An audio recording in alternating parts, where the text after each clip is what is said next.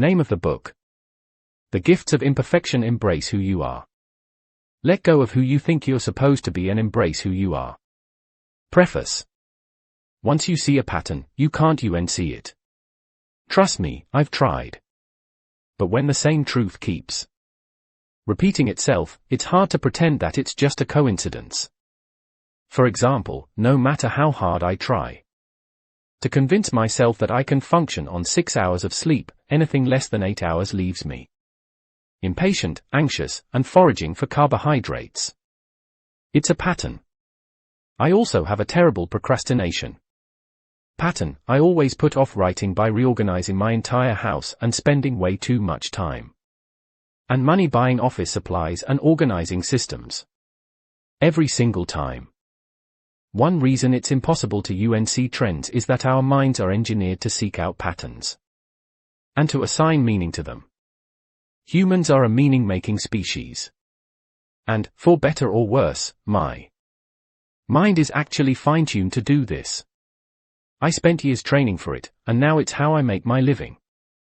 As a researcher, I observe human behavior so I can identify and name the subtle connections, relationships, and patterns that help us make meaning of our thoughts, behaviors, and feelings. I love what I do.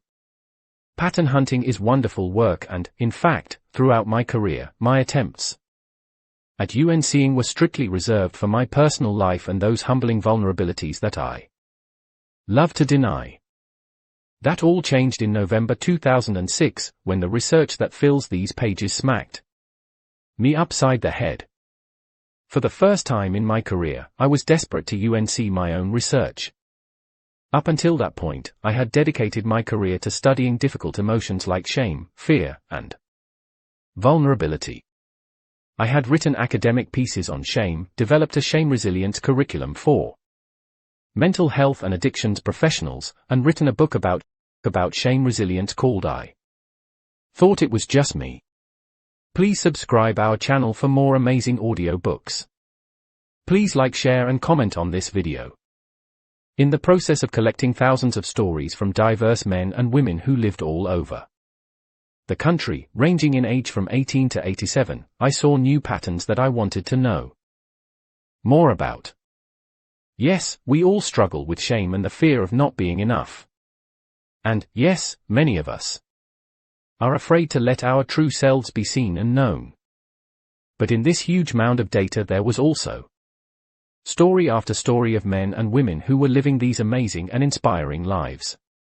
I heard stories about the power of embracing imperfection and vulnerability.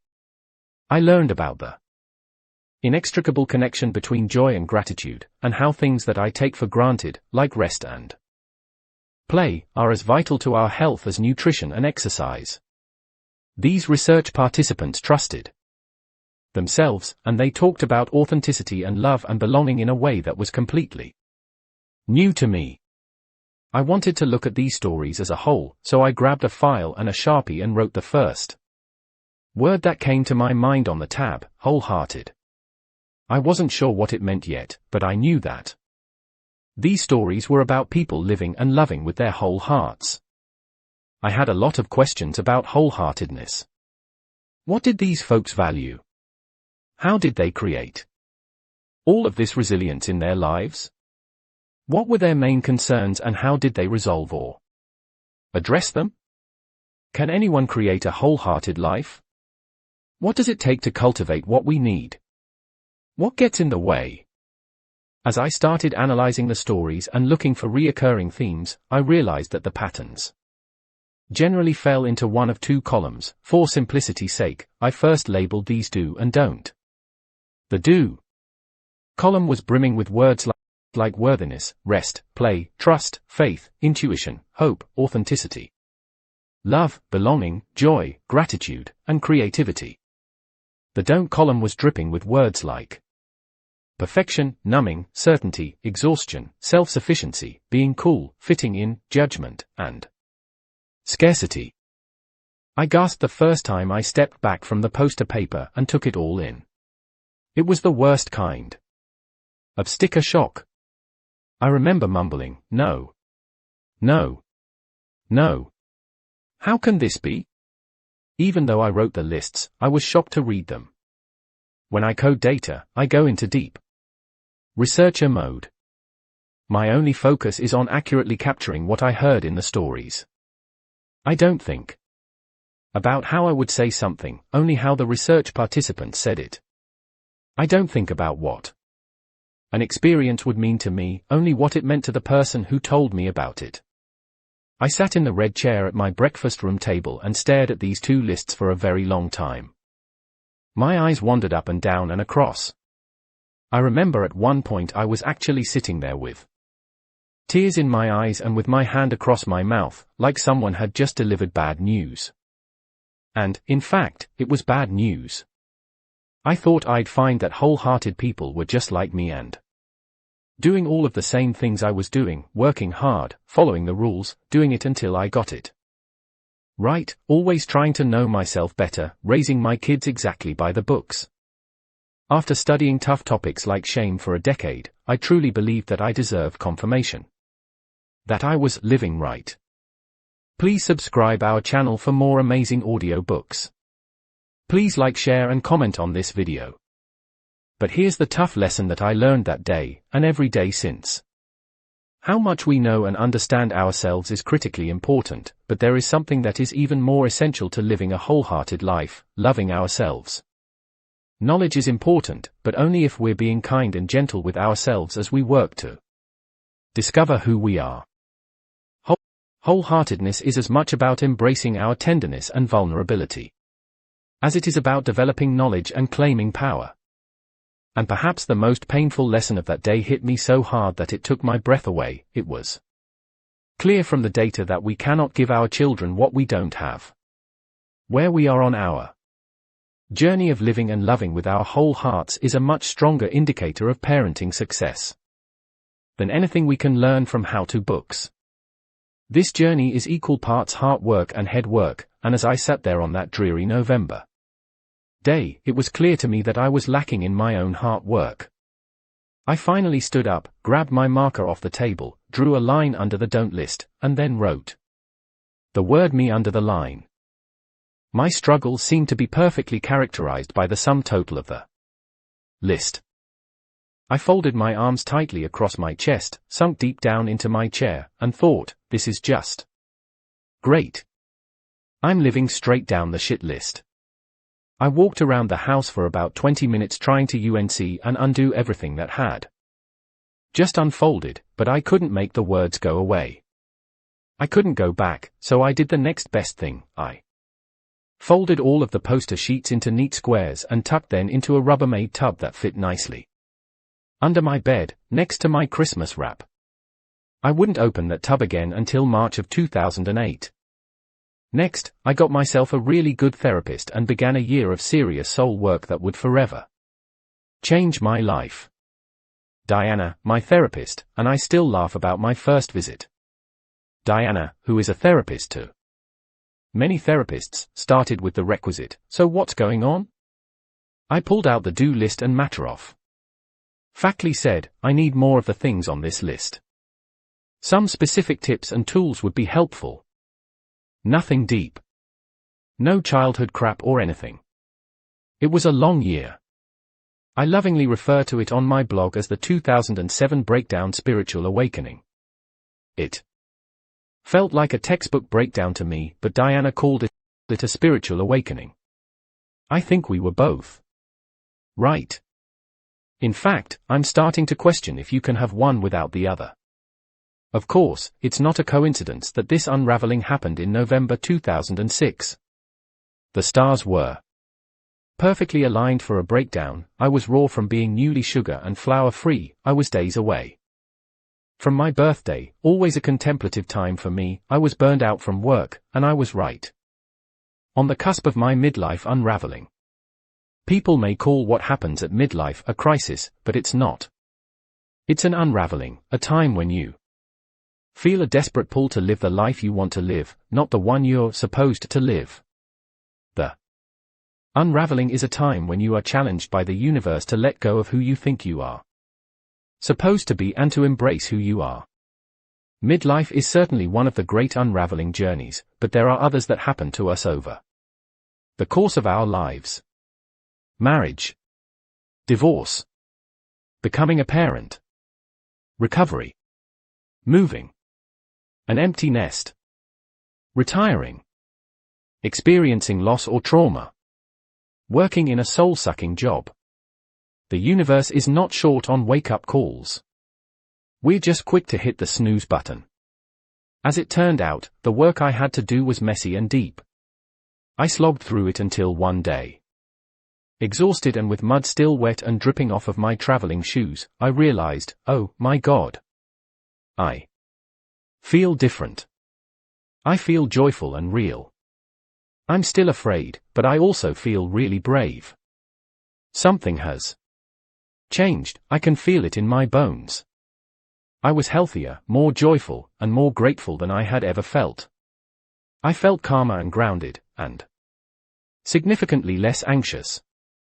I had rekindled my creative life, reconnected with my family and friends in a new way, and most important, felt truly comfortable in my own skin for the first time in my life. I learned how to worry more about how I felt and less about what people might think. I was setting new boundaries and began to let go of my need to please, perform, and perfect. I started saying no rather than sure, and being resentful and pissed off later. I began to say, oh, hell yes, rather than sounds fun, but I have lots of work to do, or I'll do that when I'm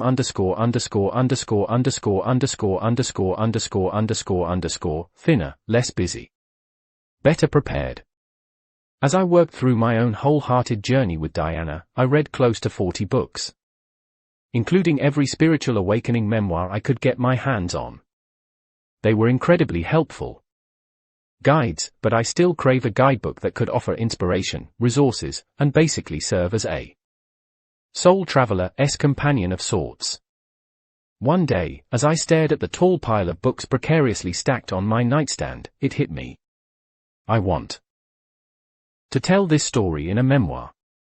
I'll tell the story of how a cynical, smart-ass academic became every bit of the stereotype that she spent her entire adult life ridiculing. I'll fess up about how I became the middle-aged, recovering, health-conscious, creative, touchy-feely spirituality seeker who spends days contemplating things like grace, love, gratitude, creativity, authenticity, and is happier than I imagined possible. I'll call it wholehearted. I also remember thinking, before I write the memoir, I need to use this research to write a guidebook on wholehearted living.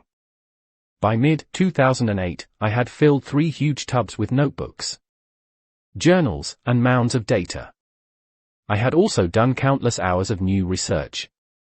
I had everything I needed, including a passionate desire to write the book that you're holding in your hands. On that fateful November day when the list appeared and I sunk into the realization that I wasn't living and loving with my whole heart, I wasn't totally convinced. Seeing the list wasn't enough to fully believe in it. I had to dig very deep and make the conscious choice to believe in myself and the possibility of living a different life. A lot of questioning, countless tears, and a huge collection of joyful moments later, believing has helped me see. I now see how owning our story and loving ourselves through that process is the bravest thing that we will ever do. I now see that cultivating a wholehearted life is not like trying to reach a destination. It's like walking toward a star in the sky. We never really arrive, but we certainly know that we're heading in the right direction. I now see how gifts like courage, compassion, and connection only work when they are exercised every day. I now see how the work of cultivating and letting go that shows up in the 10 guideposts is not todo list material. It's not something we accomplish or acquire and then check off our list. It's life work. It's soul work. For me, believing was seeing. I believed first, and only then I was able to see how we can truly change ourselves, our families, and our communities. We just have to find the courage to live and love with our whole hearts. It's an honor to make this journey with you.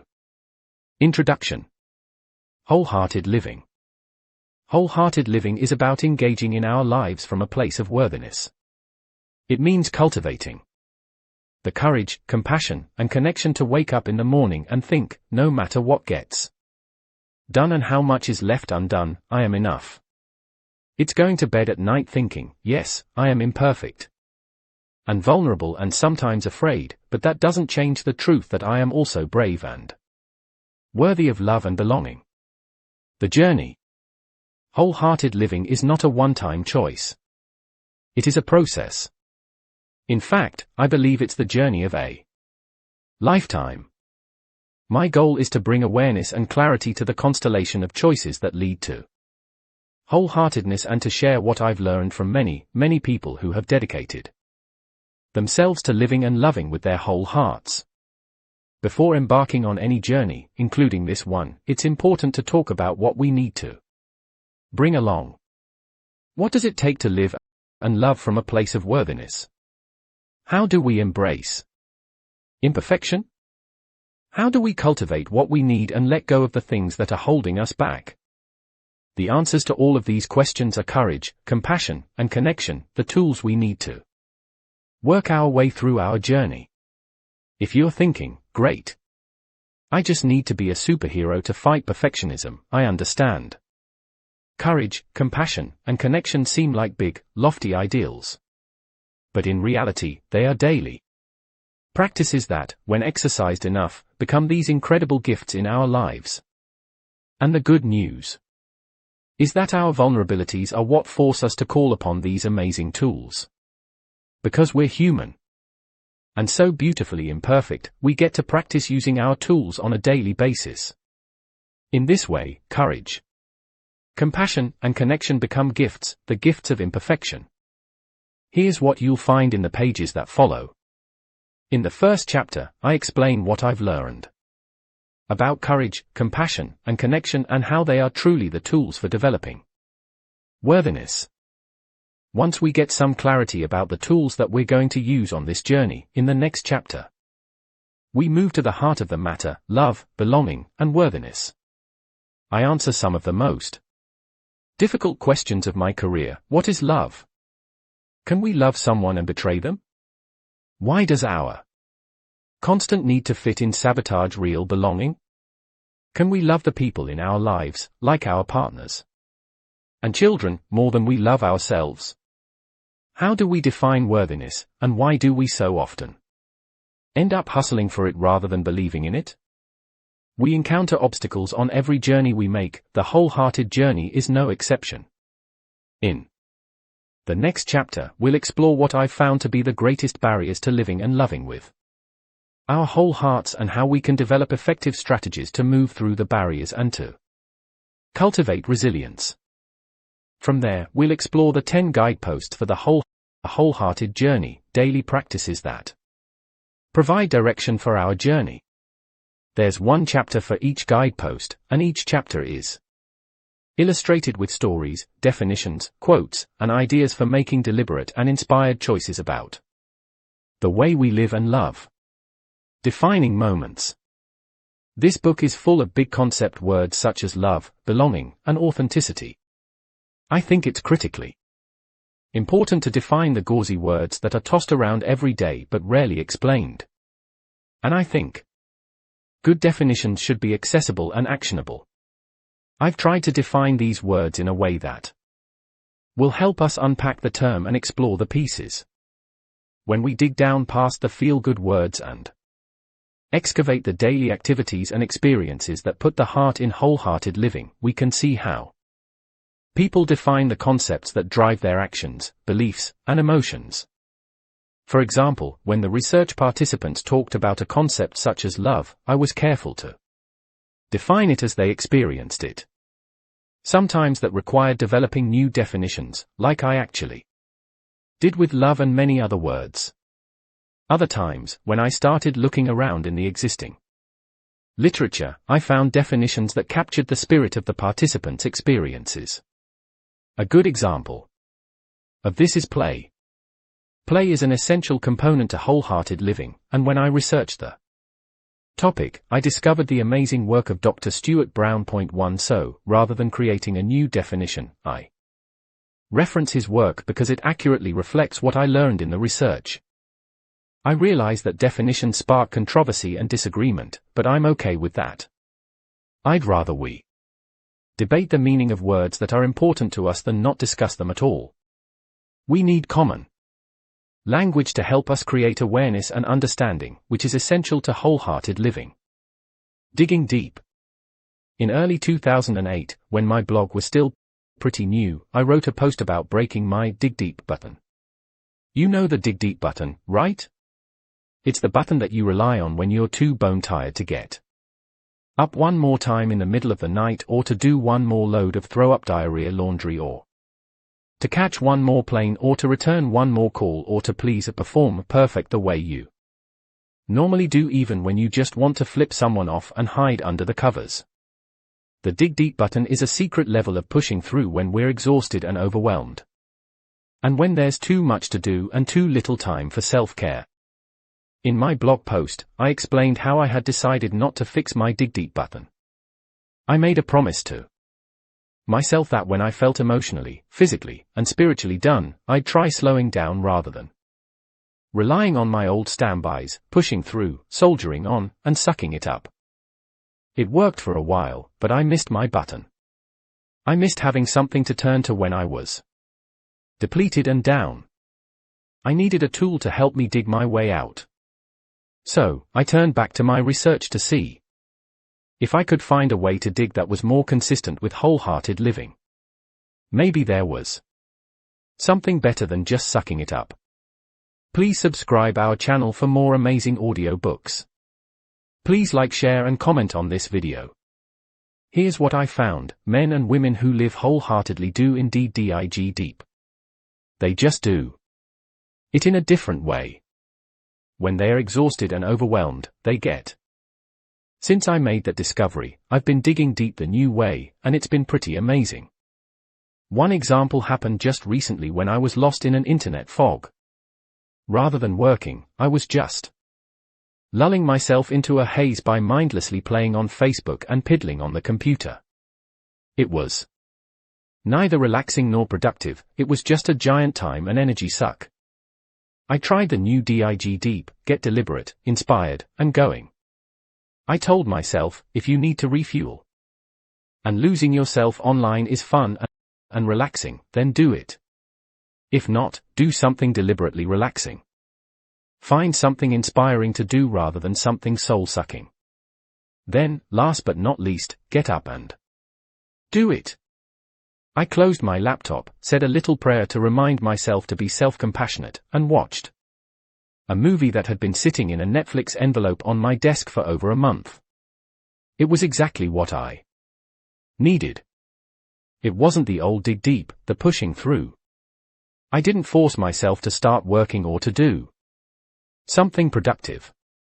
Rather, I prayerfully, intentionally, and thoughtfully did something restorative. Each guidepost has a dig deep section to help us start thinking about how we get deliberate and inspired about our choices, and how we take action. I share my personal dig deep strategies with you, and I encourage you to come up with your own. These new strategies have been so much more effective than the old pushing through. What I hope to contribute. This book is full of powerful topics such as self-compassion, acceptance, and gratitude. I'm not the first to talk about these subjects, and I'm certainly not the smartest researcher or the most talented writer. I am, however, the first to explain how these topics work individually and together to cultivate wholehearted living. And, maybe more important, I'm certainly the first person to come at these topics from the perspective of someone who has spent years studying shame and fear. I can't tell you how many times I wanted to give up my research on shame. It's extremely difficult to dedicate your career to studying topics that make people squeamish. On several occasions I've literally thrown my hands up and said, I quit. It's too hard. There are so many cool things to study. I want out of this. I didn't choose to study shame and fear, the research chose me. Now I know why. It was what I needed, professionally and personally, to prepare for this work. On wholeheartedness. We can talk about courage and love and compassion until we sound like a greeting card store, but unless we're willing to have an honest conversation about what gets in the way of putting these into practice in our daily lives, we will never change. Never, ever. Courage sounds great, but we need to talk about how it requires us to let go of what other people think, and for most of us, that's scary. Compassion is something we all want, but are we willing to look at why boundary setting and saying no is a critical component of compassion? Are we willing to say no, even if we're disappointing someone? Belonging is an essential component of wholehearted living, but first we have to cultivate self-acceptance. Why is this such a struggle? Before I start writing, I always ask myself, why is this book worth writing? What's the contribution that I'm hoping to make? Ironically, I think the most valuable contribution that I can make to the ongoing discussions about love, belonging, and worthiness stems from my experiences as a shame researcher. Coming at this work with a full understanding of how the shame tapes and gremlins keep us feeling afraid and small allows me to do more than present great ideas. This perspective helps me share real strategies for changing our lives. If we want to know why we're all so afraid to let our true selves be seen and known, we have to understand the power of shame and fear. If we can't stand up to the never good enough and who do you think you are, we can't move forward. I only wish that during those desperate and defeated moments of my past, when I was knee-deep in shame research, I could have known what I know now. If I could go back and whisper in my ear, I'd tell myself the same thing that I'll tell you as we begin this journey. Courage, compassion, and connection. The gift of imperfection. Practicing courage, compassion, and connection in our daily lives is how we cultivate worthiness. The key word is practice. Mary Daly, a theologian, writes, courage is like, it's a habitus, a habit, a virtue, you get it by courageous acts. It's like you learn to swim by swimming. You learn courage by couraging. The same is true for compassion and connection. We invite compassion into our lives.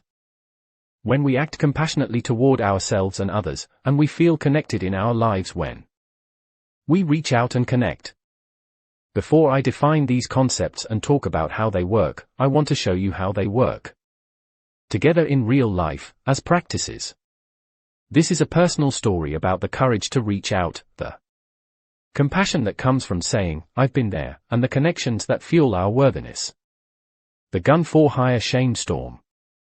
Not too long ago, the principal of a large public elementary school and the president of the school's parent-teacher organization, PTO, invited me to speak to a group of parents about the relationship between resilience and boundaries. I was in the process of collecting data about wholehearted parenting and schools at the time, so I was excited about the opportunity. I had no idea what I was getting myself into. The second I walked into the school auditorium, I felt this really strange vibe from the parents in the audience. They almost seemed agitated. I asked the principal about it, and she just shrugged her shoulders and walked away. The PTO president didn't have much to say about it either. I chalked it up to my nerves and tried to let it go. I was sitting in the front row when the principal introduced me. This is always a very awkward experience for me. Someone is running through a list of my accomplishments while I'm secretly trying to stave off vomiting and talking myself out of running. Well, this introduction was beyond anything I had ever experienced. The principal was saying things like, you might not like what you're going to hear tonight, but we need to listen for the sake of our children. Dr. Brown is here to transform our school and our lives.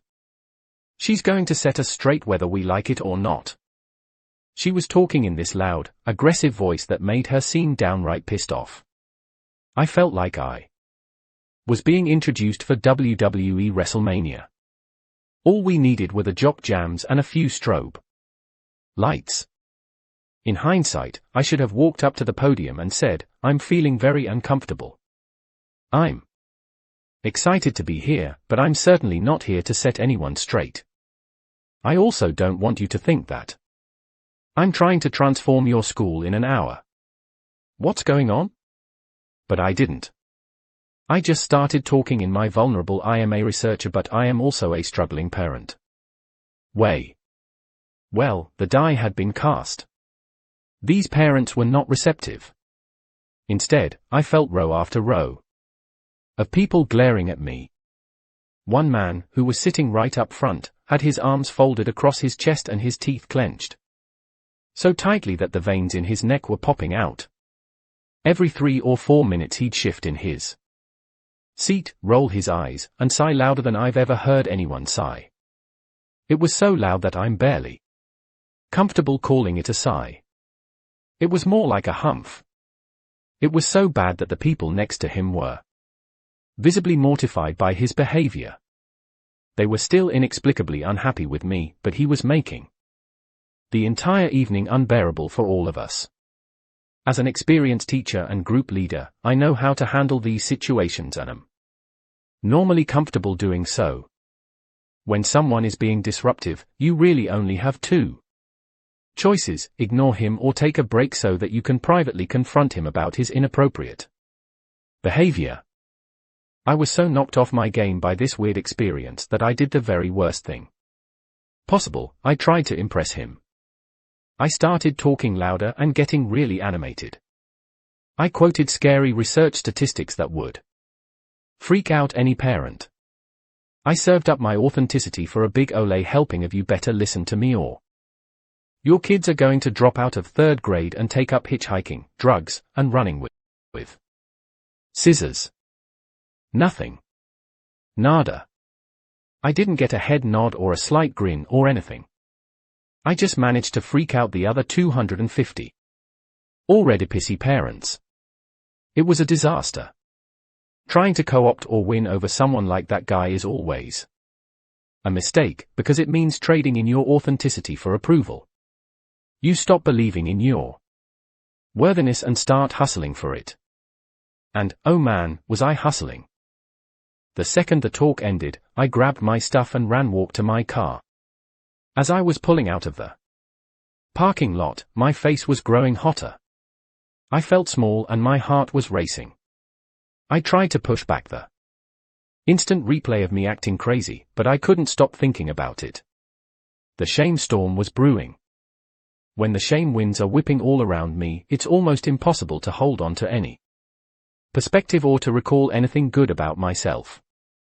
I went right into the bad self-talk of "God, I'm such an idiot. Why did I do that?" The greatest gift of having done this work, the research and the personal work, is that I can recognize shame when it's happening. First, I know my physical symptoms of shame: the dry mouth, time slowing down, tunnel vision, hot face, racing heart. I know that playing the painful slow motion reel over and over in my head is a warning sign. I also know that the very best thing to do when this is happening feels totally counterintuitive. Practice courage and reach out. We have to own our story and share it with someone who has earned the right to hear it, someone whom we can count on to respond with compassion. We need courage, compassion, and connection. ASAP. Shame hates it when we reach out and tell our story. It hates having words wrapped around it. It can't survive being shared. Shame loves secrecy. The most dangerous thing to do after a shaming experience is hide or bury our story. When we bury our story, the shame metastasizes. I remember saying out loud, "I need to talk to someone right now." Be brave, Breen. But here's the tricky part about compassion and connecting: we can't call just anyone. It's not that simple. I have a lot of good friends, but there are only a handful of people whom I can count on to practice compassion when I'm in the dark shame place. If we share our shame story with the wrong person, they can easily become one more piece of Flying debris in an already dangerous storm. We want solid connection in a situation like this. Something akin to a sturdy tree firmly planted in the ground. We definitely want to avoid the following. 1. The friend who hears the story and actually feels shame for you. She gasps and confirms how horrified you should be. Then there is awkward silence. Then you have to make her feel better. 2. The friend who responds with sympathy, I feel so sorry for you, rather than empathy, I get it, I feel with you, and I've been there. If you want to see a shame cyclone turn deadly, throw one of these at it, oh, you poor thing. Or, the incredibly passive-aggressive southern version of sympathy, bless your heart. 3. The friend who needs you to be the pillar of worthiness and authenticity. She can't help because she's too disappointed in your imperfections. You've let her down. 4. The friend who is so uncomfortable with vulnerability that she scolds you, how did you let this happen? What were you thinking? Or she looks for someone to blame, who was that guy? We'll kick his ass. 5. The friend who is all about making it better and, out of her own discomfort, refuses to acknowledge that you can actually be crazy and make terrible choices, you're exaggerating. It wasn't that bad. You rock. You're perfect. Everyone loves you. 6. The friend who confuses connection with the opportunity to one-up you, that's nothing. Listen to what happened to me one time. Of course, we're all capable of being these friends, especially if someone tells us a story that gets right up in our own shame grill. We're human, imperfect, and vulnerable. It's hard to practice compassion when we're struggling with our authenticity or when our own worthiness is off balance. When we're looking for compassion, we need someone who is deeply rooted, able to bend, and most of all, we need someone who embraces us for our strengths and struggles. We need to honor our struggle by sharing it with someone who has earned the right to hear it. When we're looking for compassion, it's about connecting with the right person at the right time about the right issue. I called my sister. It's only been since the 2007 breakdown spiritual awakening that I've called one of my sisters or my brother for shame cyclone support. I'm 4 years older than my brother and 8 years older than my sisters, they are twins. Before 2007, I was pretty vested in being the older, perfect, aka uptight, better than, and judgmental, sister. Ashley was amazing. She listened and responded with total compassion. She had the courage to tap into her own struggles with worthiness so that she could genuinely connect to what I was experiencing. She said wonderfully honest and empathic things like, oh, man. That's so hard. I've done that dance. I hate that feeling. That may not be what someone else would need to hear, but for me it was the best. Please subscribe our channel for more amazing audio books. Please like, share and comment on this video. Ashley wasn't uprooted and thrown into the storm created by my experience. She also wasn't so rigid that she snapped with judgment and blame. She didn't try to fix me or make me feel better, she just listened and had the courage to share some of her own vulnerabilities with me. I felt totally exposed and completely loved and accepted at the same time, which is the definition of compassion for me. Trust me when I tell you that shame and fear can't tolerate that kind of powerful connection surging between people. That's exactly why courage, compassion, and connection are the tools we need for the wholehearted journey. To top it off, my willingness to let someone I care about see me as imperfect led to a strengthening of our relationship that continues today. That's why I can call courage, compassion, and connection the gifts of imperfection. When we're willing to be imperfect and real, these gifts just keep giving. Just a quick follow-up to the story. About a week after the wrestling match parenting talk, I found out that the school was experiencing a hovering problem. Parents were in the classrooms all day and interfering with instruction and class management without telling me, the principal and PTO. President had required the parents to attend my lecture. They told the parents that I was coming to tell them why they needed to stop hovering. In other words, I was set up as a helicopter parent mercenary. Not good.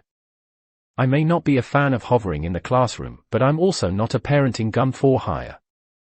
The irony is that I had no idea that was an issue, so I never even mentioned the topic.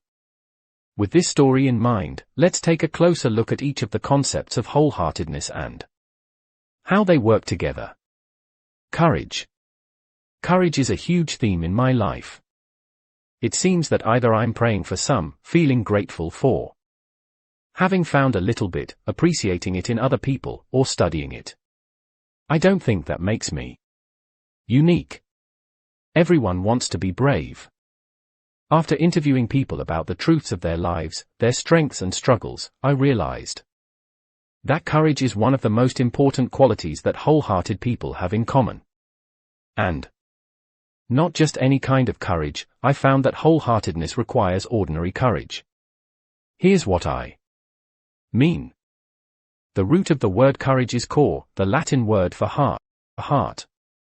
In one of its earliest forms, the word courage had a very different definition than it does today.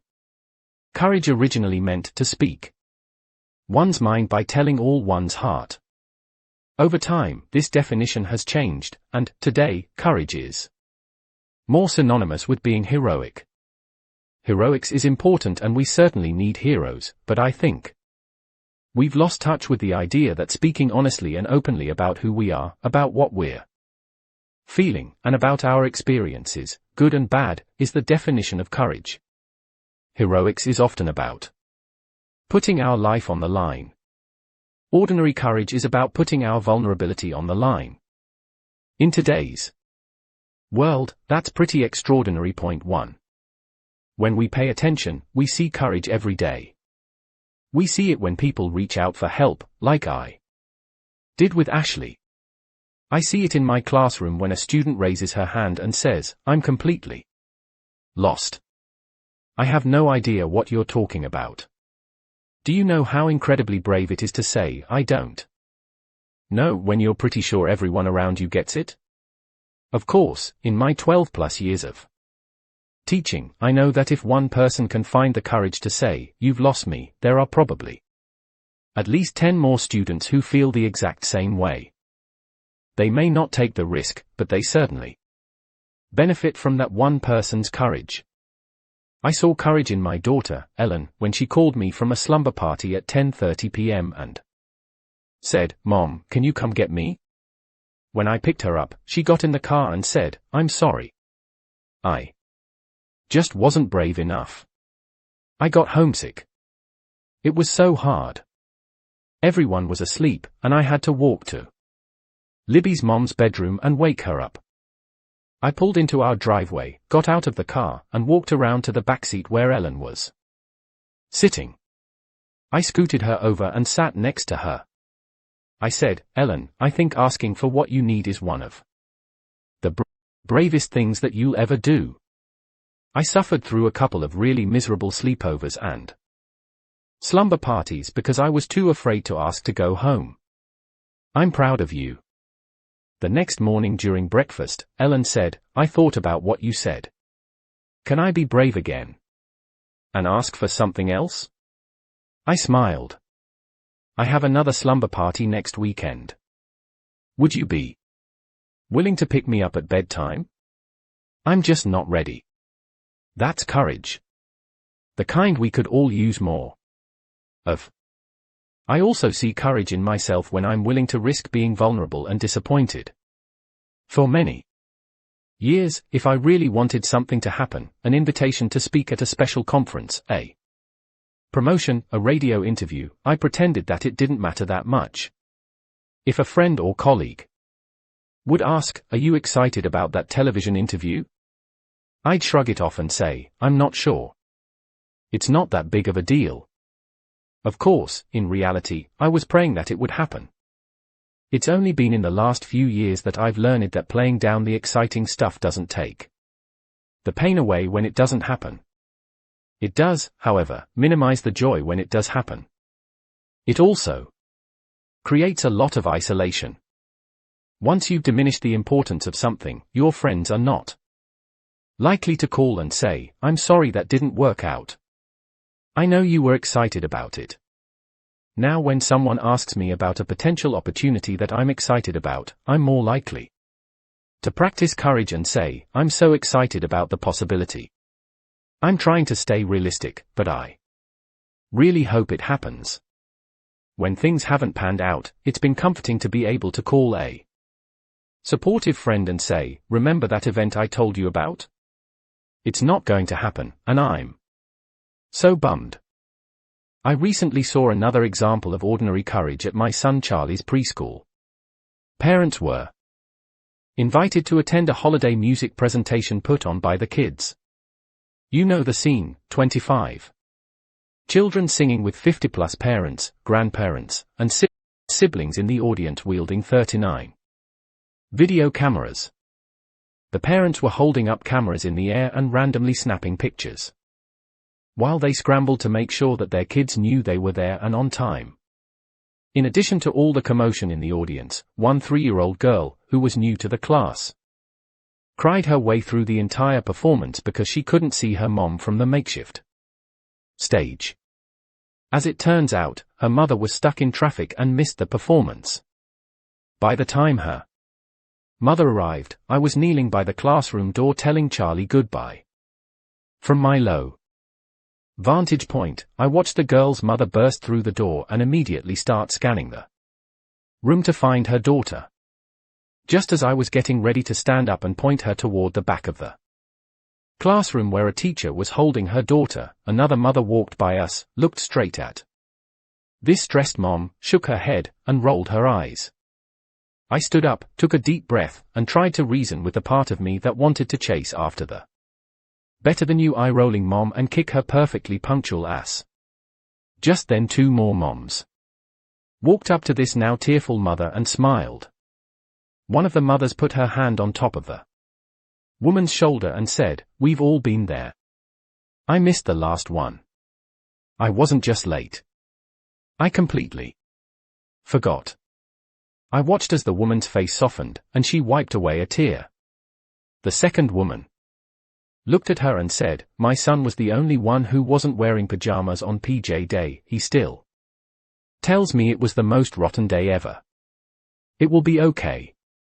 We're all in the same boat." By the time this mother made it to the back of the room where the teacher was still comforting her daughter, she looked calm. Something that I'm sure came in handy when her daughter lunged for her from about 6 feet away. The moms who stopped and shared their stories of imperfection and vulnerability were practicing courage. They took the time to stop and say, "Here's my story. You're not alone." They didn't have to stop and share, they could have easily joined the perfect parent parade and marched right by her. As these stories illustrate, courage has a ripple effect. Every time we choose courage, we make everyone around us a little better and the world a little braver. And our world could stand to be a little kinder and braver. Compassion. To prepare for writing my book on shame, I read everything I could find on compassion. I ultimately found a powerful fit between the stories I heard in the interviews and the work of American Buddhist nun Pema Chodron. In her book The Places That Scare You, Chodron writes, "When we practice generating compassion, we can expect to experience the fear of our pain.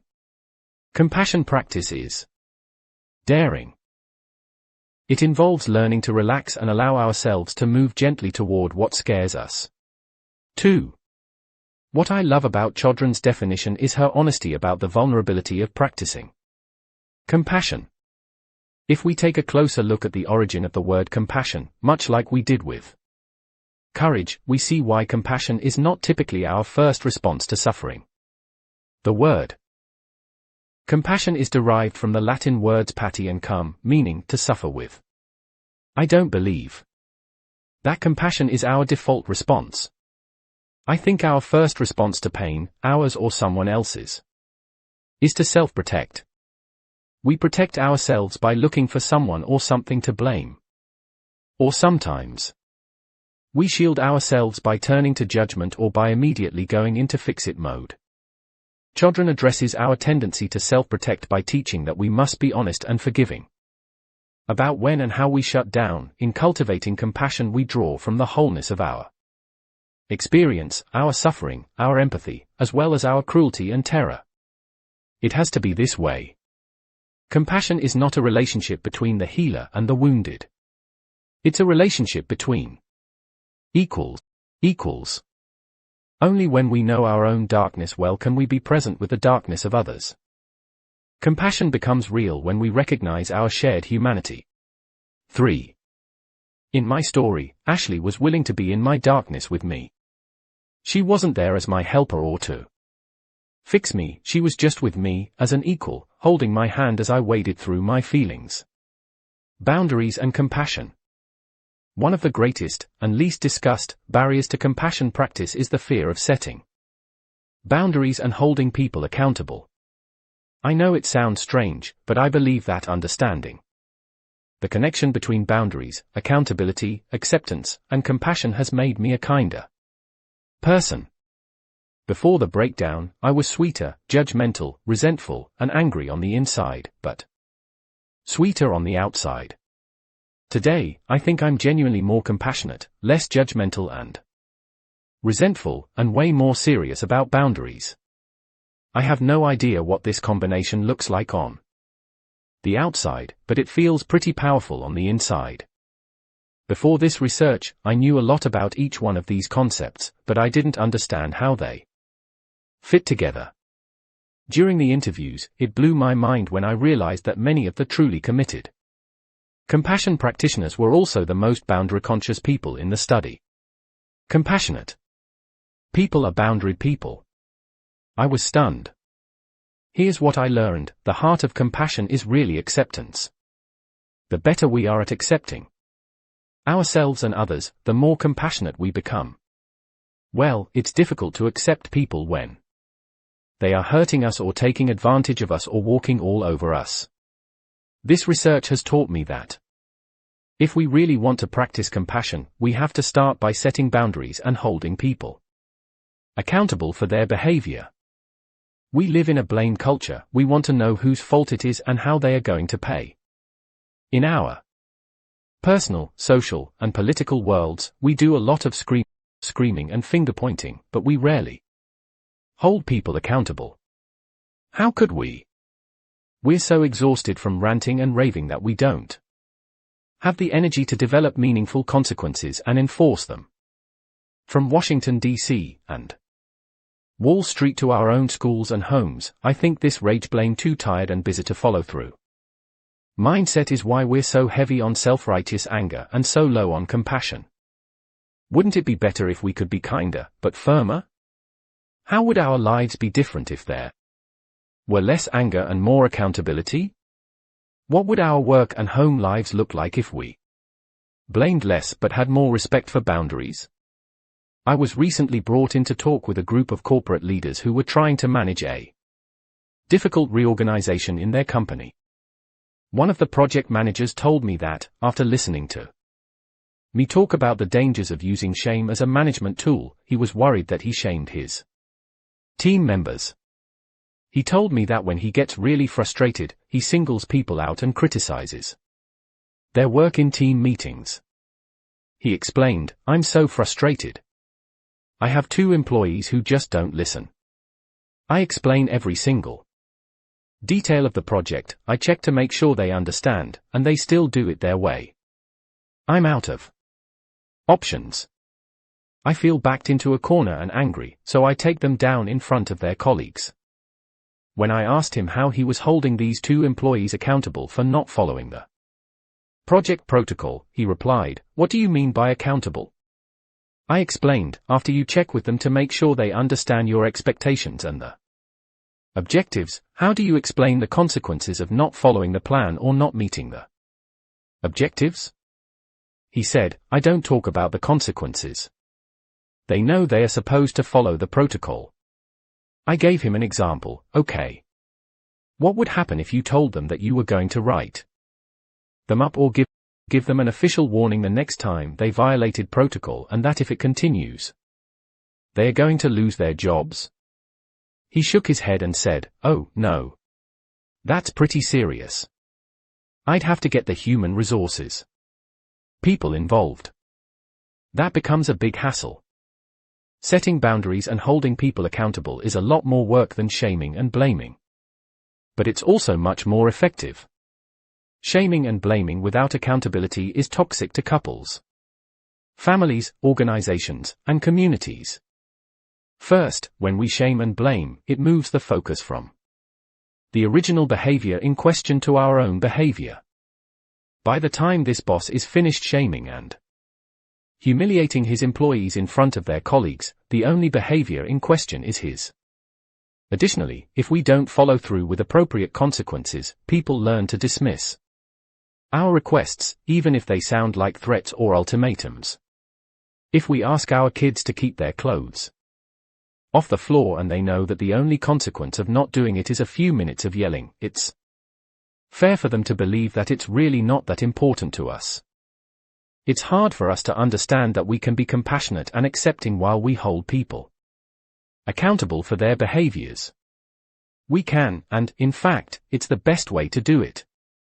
We can confront someone about their behavior, or fire someone, or fail a student, or discipline a child without berating them or putting them down.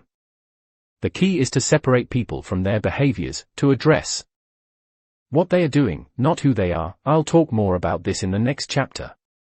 It's also important that we can lean into the discomfort that comes with straddling compassion and boundaries. We have to stay away from convincing ourselves that we hate someone or that they deserve to feel bad so that we can feel better about holding them accountable. That's where we get into trouble. When we talk ourselves into disliking someone so we're more comfortable holding them accountable, we're priming ourselves for the shame and blame game. When we fail to set boundaries and hold people accountable, we feel used and mistreated. This is why we sometimes attack who they are, which is far more hurtful than addressing a behavior or a choice. For our own sake, we need to understand that it's dangerous to our relationships and our well-being to get mired in shame and blame, or to be full of self-righteous anger. It's also impossible to practice compassion from a place of resentment. If we're going to practice acceptance and compassion, we need boundaries and accountability. Connection. I define connection as the energy that exists between people when they feel seen, heard, and valued. When they can give and receive without judgment, and when they derive sustenance and strength from the relationship. Ashley and I felt deeply connected after our experience. I know I was seen, heard, and valued. Even though it was scary, I was able to reach out for support and help. And we both felt strengthened and fulfilled. In fact, a couple of weeks later, Ashley said, "I can't tell you how glad I am that you called me that day. It helped me so much to know that I'm not the only one who does stuff like that. I also love knowing that I can help you and that you trust me." Connection begets connection. As a matter of fact, we are wired for connection. It's in our biology. From the time we are born, we need connection to thrive emotionally, physically, spiritually, and intellectually. A decade ago, the idea that we're wired for connection might have been perceived as touchy-feely or New Age. Today, we know that the need for connection is more than a feeling or a hunch. It's hard science. Neuroscience, to be exact. In his book Social Intelligence, The New Science of Human Relationships, Daniel Goleman explores how the latest findings in biology and neuroscience confirm that we are hardwired for connection and that our relationships shape our biology as well as our experiences. Goleman writes, "Even our most routine encounters act as regulators in the brain, priming our emotions, some desirable, others not. The more strongly connected we are with someone emotionally, the greater the mutual force. For it's amazing, yet perhaps not surprising, that the connectedness we experience in Our relationships impacts the way our brain develops and performs. Our innate need for connection makes the consequences of disconnection that much more real and dangerous. Sometimes we only think we're connected.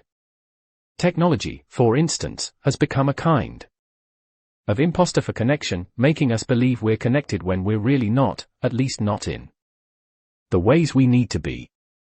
In our technology-crazed world, we've confused being communicative with feeling connected.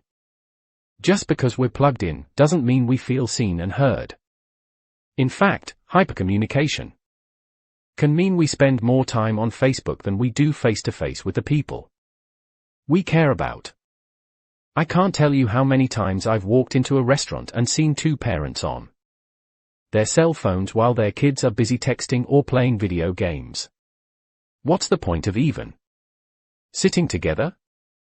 As we think about the definition of connection and how easy it is to mistake technology for connecting, we also need to consider letting go of the myth of self-sufficiency. One of the greatest barriers to connection is the cultural importance we place on going it alone. Somehow we've come to equate success with not needing anyone.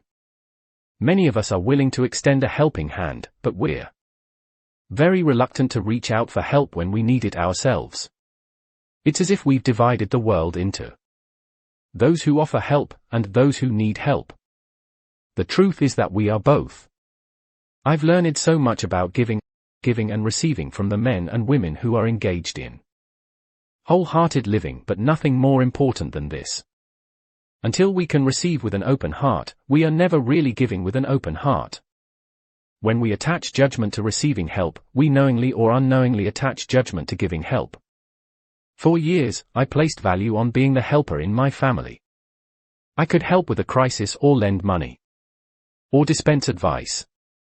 I was always happy to help others, but I would have never called my siblings to ask them for help, especially for support during a shame storm. At the time, I would have vehemently denied attaching judgment to my generous giving. But now, I understand how I derived self-worth from never needing help and always offering it. During the breakdown, I needed help. I needed support and hand-holding and advice. Thank God. Turning to my younger brother and sisters completely shifted our family dynamics. I gained permission to fall apart and be imperfect, and they could share their strength and incredible wisdom with me. If connection is the energy that surges between people, we have to remember that those surges must travel in both directions. The wholehearted journey is not the path of least resistance. It's a path of consciousness and choice. And, to be honest, it's a little counterculture. The willingness to tell our stories, feel the pain of others, and stay genuinely connected in this disconnected world is not something we can do half-heartedly. Please subscribe our channel for more amazing audio books. Please like, share and comment on this video. To practice courage, compassion, and connection is to look at life and the people around us, and say, I'm all in. Exploring the power of love, belonging and being enough. Love is the most important thing in our lives. A passion for which we would fight or die, and yet we're reluctant to linger over its names. Without a supple vocabulary, we can't even talk or think about it directly. Diane Ackerman. Love and belonging are essential to the human experience. As I conducted my interviews, I realized that only one thing separated the men and women who felt a deep sense of love and belonging from the people who seemed to be struggling for it. That one thing is the belief in their worthiness. It's as simple and complicated as this: if we want to fully experience love and belonging, we must believe that we are worthy of love and belonging. When we can let go of what other people think and own our story, we gain access to our worthiness. The feeling that we are enough just as we are and that we are worthy of love and belonging.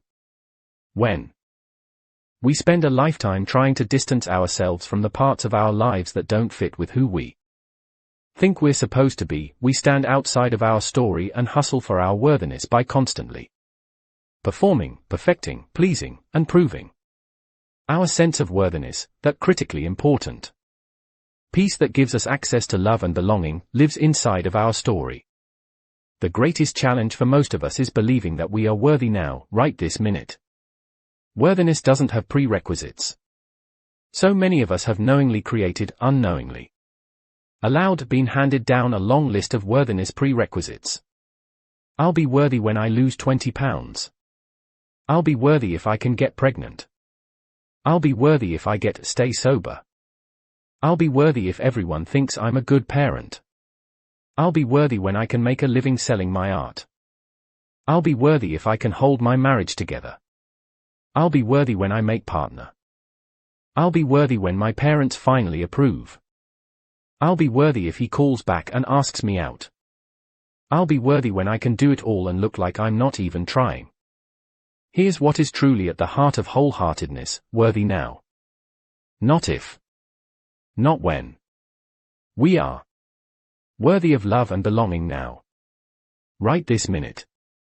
As is. In addition to letting go of the ifs and whence, another critical piece of owning our story and claiming our worthiness is cultivating a better understanding of love and belonging. Oddly enough, we desperately need both but rarely talk about what they really are and how they work. Let's take a look. Defining love and belonging. For years I avoided using the word love in my research because I didn't know how to define it, and I wasn't sure that, love as a definition would fly. I also couldn't rely on quotes or song lyrics, however much they might inspire me and speak truth to me. It's not my training as a researcher. As much as we need and want love, we don't spend much time talking about what it means. Think about it. You might say I love you every day, but when's the last time you had a serious conversation with someone about the meaning of love? In this way, love is the mirror image of shame. We desperately don't want to experience shame, and we're not willing to talk about it. Yet the only way to resolve shame is to talk about it. Maybe we're afraid of topics like love and shame. Most of us like safety, certainty, and clarity. Shame and love are grounded in vulnerability and tenderness. Belonging is another topic that is essential to the human experience but rarely discussed. Most of us use the terms fitting in and belonging interchangeably, and like many of you, I'm really good at fitting in. We know exactly how to hustle for approval and acceptance. We know what to wear, what to talk about, how to make people happy, what not to mention. We know how to chameleon our way through the day. One of the biggest surprises in this research was learning that fitting in and belonging are not the same thing, and, in fact, fitting in gets in the way of belonging. Fitting in is about assessing a situation and becoming who you need to be accepted. Belonging, on the other hand, doesn't require us to change who we are, it requires us to be who we are. Before I share my definitions with you, I want to point out 3 issues that I'm willing to call truths. Love and belonging will always be uncertain. Even though connection and relationship are the most critical components of life, we simply cannot accurately measure them. Relational concepts don't translate into bubbled answer sheets. Relationship and connection happen in an indefinable space between people, a space that will never be fully known or understood by us. Everyone who risks explaining love and belonging is hopefully doing the best they can to answer an unanswerable question. Myself included. Love belongs with belonging. One of the most surprising things that unfolded in my research is the pairing of certain terms. I can't separate the concepts of love and belonging because when people spoke of one, they always talked about the other. The same holds true for the concepts of joy and gratitude, which I'll talk about it in a later chapter. When emotions or experiences are so tightly woven together in people's stories that they don't speak of one without the other, it's not an accidental entanglement, it's an intentional knot. Love belongs with belonging. Of this, I am actually certain. After collecting thousands of stories, I'm willing to call this a fact. A deep sense of love and belonging is an irreducible need of all women, men, and children. We are biologically, cognitively, physically, and spiritually wired to love, to be loved, and to belong. When those needs are not met, we don't function as we were meant to. We break. We fall apart. We numb. We ache. We hurt others. We get sick. There are certainly other causes of illness, numbing, and hurt, but the absence of love and belonging will always lead to suffering. It took me 3 years to whittle these definitions and concepts from a decade of interviews. Let's take a look. Love. We cultivate love when we allow our most vulnerable and powerful selves to be deeply seen and known, and when we honor the spiritual connection that grows from that offering with trust, respect, kindness, and affection. Love is not something we give or get, it is something that we nurture and grow, a connection that can only be cultivated between two people when it exists within each one of them. We can only love others as much as we love ourselves. Shame, blame, disrespect, betrayal, and the withholding of affection damage the roots from which love grows. Love can only survive these injuries if they are acknowledged, healed, and rare. Belonging. Belonging is the innate human desire to be part of something larger than us. Because this yearning is so primal, we often try to acquire it by fitting in and by seeking approval, which are not only hollow substitutes for belonging, but often barriers to it. Because true belonging only happens when we present our authentic, imperfect selves to the world, our sense of belonging can never be greater than our level of self-acceptance. One reason that it takes me so long to develop these concepts is that I often don't want them to be true. It would be different if I studied the effect of bird poop on potting soil, but this stuff is personal. And often painful. Sometimes, as I turn to the data to craft definitions like the ones above, I would cry. I didn't want my level of self-love to limit how much I can love my children or my husband. Why? Because loving them and accepting their imperfections is much easier than turning that light of loving kindness on myself. If you look at the definition of love and think about what it means in terms of self-love, it's very specific. Practicing self-love means learning how to trust ourselves, to treat ourselves with respect, and to be kind and affectionate toward ourselves. This is a tall order given how hard most of us are on ourselves. I know I can talk to myself in ways that I would never consider talking to another person. How many of us are quick to think, God, I'm so stupid, and man, I'm such an idiot? Just like calling someone we love stupid or an idiot would be incongruent with practicing love. Talking like that to ourselves takes a serious toll on our self-love. It's worth noting that I use the words innate and primal in the definition of belonging. I'm convinced that belonging is in our DNA, most likely connected to our most primitive survival instinct.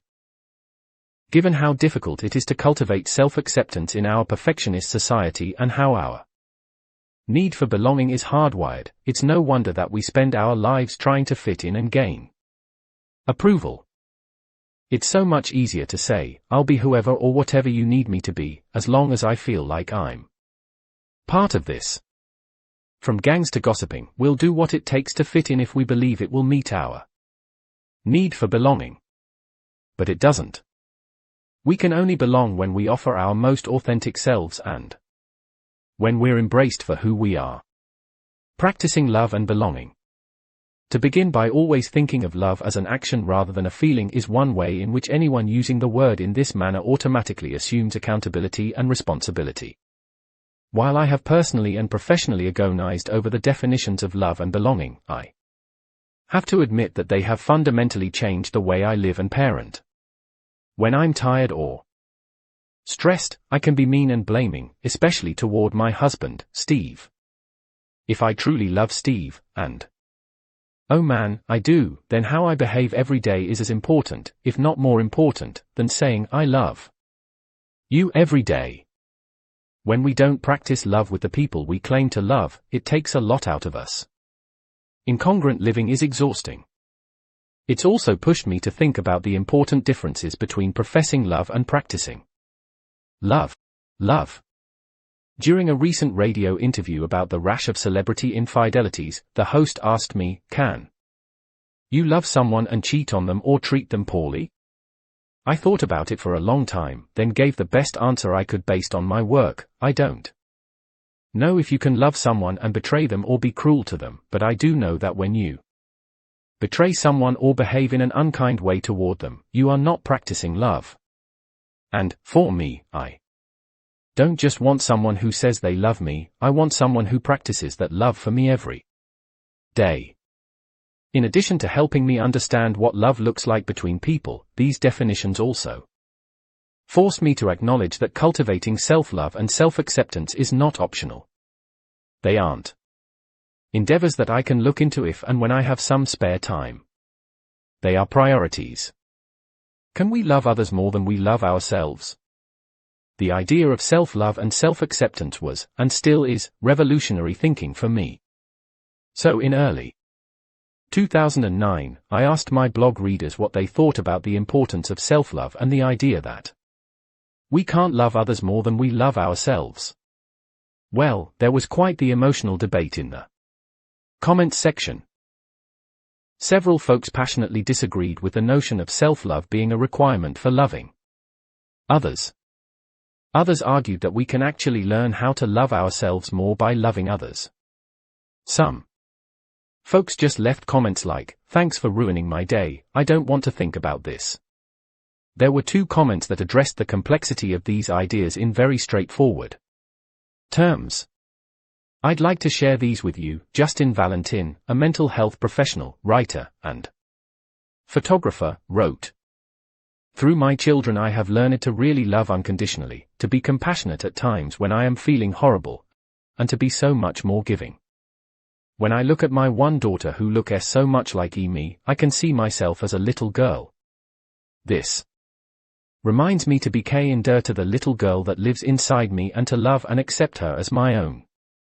It is the love for my girls that makes me want to be a better person and to work on loving and accepting myself. However, with that being said, it is still so much easier to love my daughters. Perhaps thinking about it this way makes more sense. Many of my patients are mothers who struggle with drug addiction. They love their children more than themselves. They destroy their lives, hate themselves, and often damage their bodies beyond repair. They say they hate themselves, but they love their children. They believe their children are lovable, but they believe they are unlovable. On the surface, one might say, yes, some of them love their children more than themselves. However, does loving your children mean that you are not intentionally poisoning them the way you poison yourself? Perhaps our issues are like second-hand smock. At first, it was thought to be not so dangerous, and by smocking we were only hurting ourselves. Yet, we have come to find out, years later, second-hand smock can be very deadly. Renee Cobb, a therapist in training by day and an undercover writer and occasional blog contributor by night, wrote, "Certainly, the people we love inspire us to heights of love and compassion that we might have never achieved otherwise, but to really scale those heights, we often have to go to the depths of who we are, light, shadow, good, evil, loving, destructive, and figure out our own stuff in order to love them better. So I'm not sure it's an either or but a both and. We love others fiercely, maybe more than we think we love ourselves, but that fierce love should drive us to the depths of ourselves so that we can learn to be compassionate with ourselves." I agree with Justin and Renee. Loving and accepting ourselves are the ultimate acts of courage. In a society that says, put yourself last, self-love and self-acceptance are almost revolutionary. If we want to take part in this revolution, we have to understand the anatomy of love and belonging. We need to understand when and why we hustle for worthiness rather than claim it, and we have to understand the things that get in the way. We encounter obstacles on every journey we make. The wholehearted journey is no different. In the next chapter we'll explore what I've found to be the greatest barriers to living and loving with our whole hearts. The things that get in the way. In 2008, I was invited to give a talk at a very special event called the UP Experience. I really liked the couple sponsoring the event, so without giving it much thought, I excitedly agreed to do it. Well, you know how things always sound better when they are far away and you don't know the details? This was one of those things. I accepted the invitation in late 2008 and never thought about it again until 2009, when the list of speakers was published on the UP Experience website. Suffice it to say that it was an overwhelmingly prestigious list of folks. And me. The event was billed as 16 of the world's most exciting thought leaders and speakers. One mind-opening day. I freaked out. I couldn't imagine sharing the stage with Robert Ballard, the archaeological oceanographer who located the Titanic, Gavin Newsom, the mayor of San Francisco, Neil deGrasse Tyson, the astrophysicist who hosts NOVA and runs the Hayden Planetarium, and David Plouffe, the genius behind Obama's presidential campaign. And that's just 4 out of the 15. On top of trying to manage feeling like a complete imposter, I was terrified about the format. The event was modeled after the TED Talks, www.ted.com, and each speaker would have only 20 minutes to share their most innovative ideas with what they were calling a C-suite audience, an audience of mostly CEOs, CFOs, COOs, and CIOs who were paying $1,000 for the day-long event. Seconds after I saw the list of speakers, I called my friend Jen Lemon and read the list of names to her. After the last name, I took a deep breath and said, "I'm not so sure about this." Even though we were on the phone and she was thousands of miles away, I could see her shaking her head. "Put your measuring stick away, Breen." I bristled. "What do you mean?" Jen said, "I know you. You're already thinking about how to make your 20-minute talk super researchy and complicated." I still didn't get it. "Well, yes. Of course I'm going to be researchy. Do you see this list of people? They are grown-ups." Jen chuckled. "Do you need an age check?" Dead silence on my end. Jen explained, "Here's the thing. You are a researcher, but your best work isn't from the head, it's talking from the heart. You'll be fine if you do what you do best, tell stories. Keep it real. Keep it honest." I hung up, rolled my eyes, and thought, tell stories. You've got to be kidding? Maybe I could do a little puppet show too. Normally it takes me a day or two to develop a talk. I never speak from notes, but I normally have a visual presentation and an idea of what I want to say.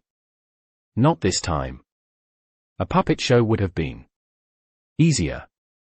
I was paralyzed for weeks over this presentation. Nothing was working.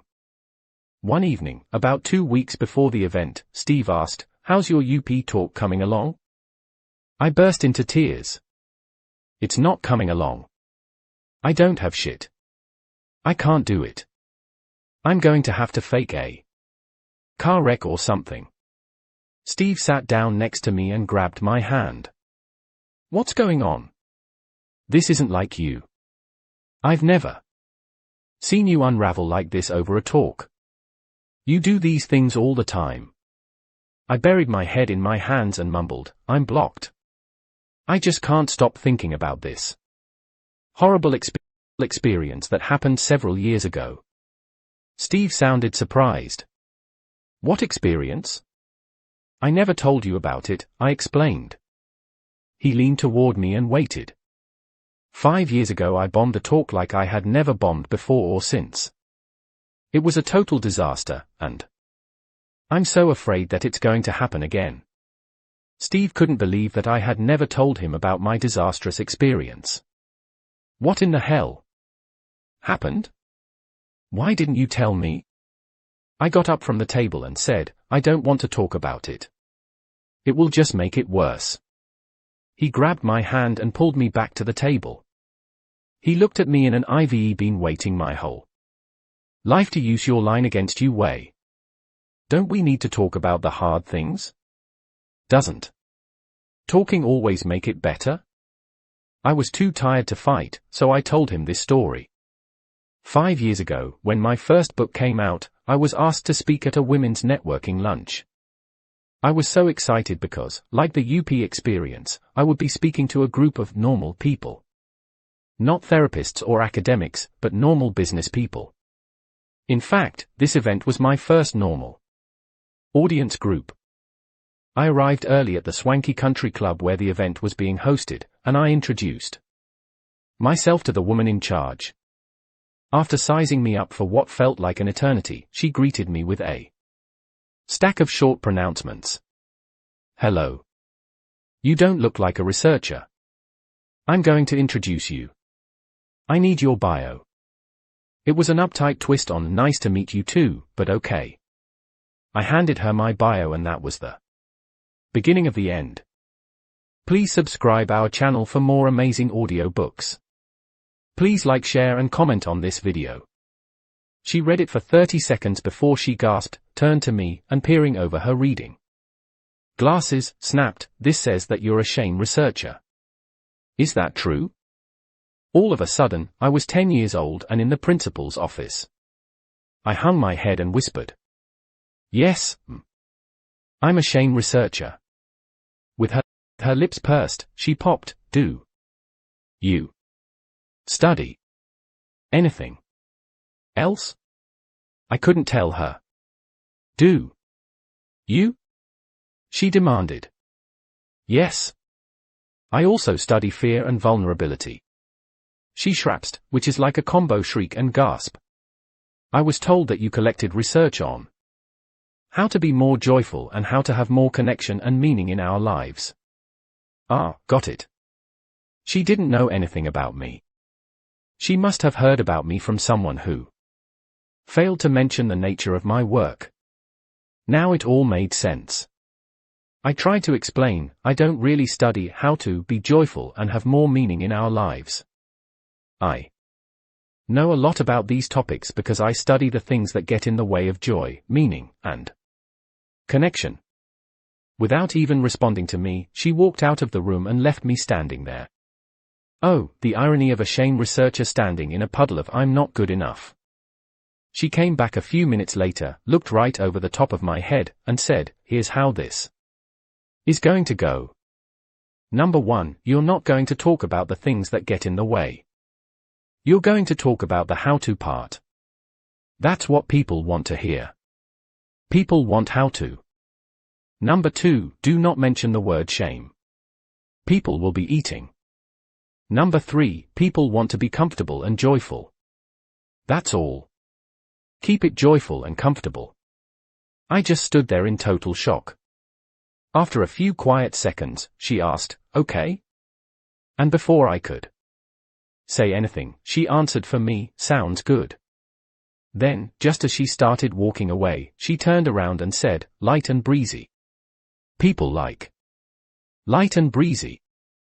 And, just in case I wasn't clear, she spread her fingers far apart and made huge sweeping gestures with her hands to illustrate light and breezy. Picture Margaret Thatcher imitating Bob Fosse.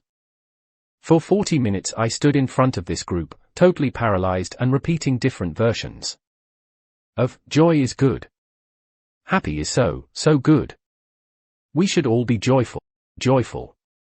And have meaning. Because they are just so darn good. The women in the audience just smiled, nodded, and ate their chicken. It was a train wreck. By the time I ended the story, Steve's face was all scrunched up and he was shaking his head. He's not a big fan of public speaking, so I think he was staving off his own anxiety as he listened to my disaster story. But, strangely enough, telling the story made me less anxious. In fact, the second that I finished telling Steve the story, I felt different. I finally got it. My work, me, the decade I've spent doing research, it's all about the things that get in the way. I'm not about the how-to because in 10 years, I've never seen any evidence of how-to working without talking about the things that get in the way. In a very powerful way, owning this story allowed me to claim who I am as a researcher and to establish my voice. I looked at Steve and smiled. I don't do how to. For the first time in 5 years, I realized that the country club woman wasn't out to get me and sabotage my talk. If that were the case, her ridiculous parameters wouldn't have been so devastating to me. Her list was symptomatic of our cultural fears. We don't want to be uncomfortable. We want a quick and dirty how-to list for happiness. I don't fit that bill. Never have. Don't get me wrong, I'd love to skip over the hard stuff, but it just doesn't work. We don't change, we don't grow, and we don't move forward without the work. If we really want to live a joyful, connected, and meaningful life, we must talk about things that get in the way. Until I owned and spoke this story, I let my lack of quick tips and 5 simple steps get in the way of my professional worthiness. Now that I've claimed that story, I see that my understanding of the darkness gives my search for the light context and meaning. I'm happy to report that the UP experience went really well. I actually told this light and breezy story as my talk. It was a risk, but I figured that even C-suites struggle with worthiness. A couple of weeks after the event, I got a call from the organizer. She said, "Congratulations. The evaluations are in and your talk finished in the top 2 of the day, and given what you study, you were the dark horse going in. Here's the bottom line.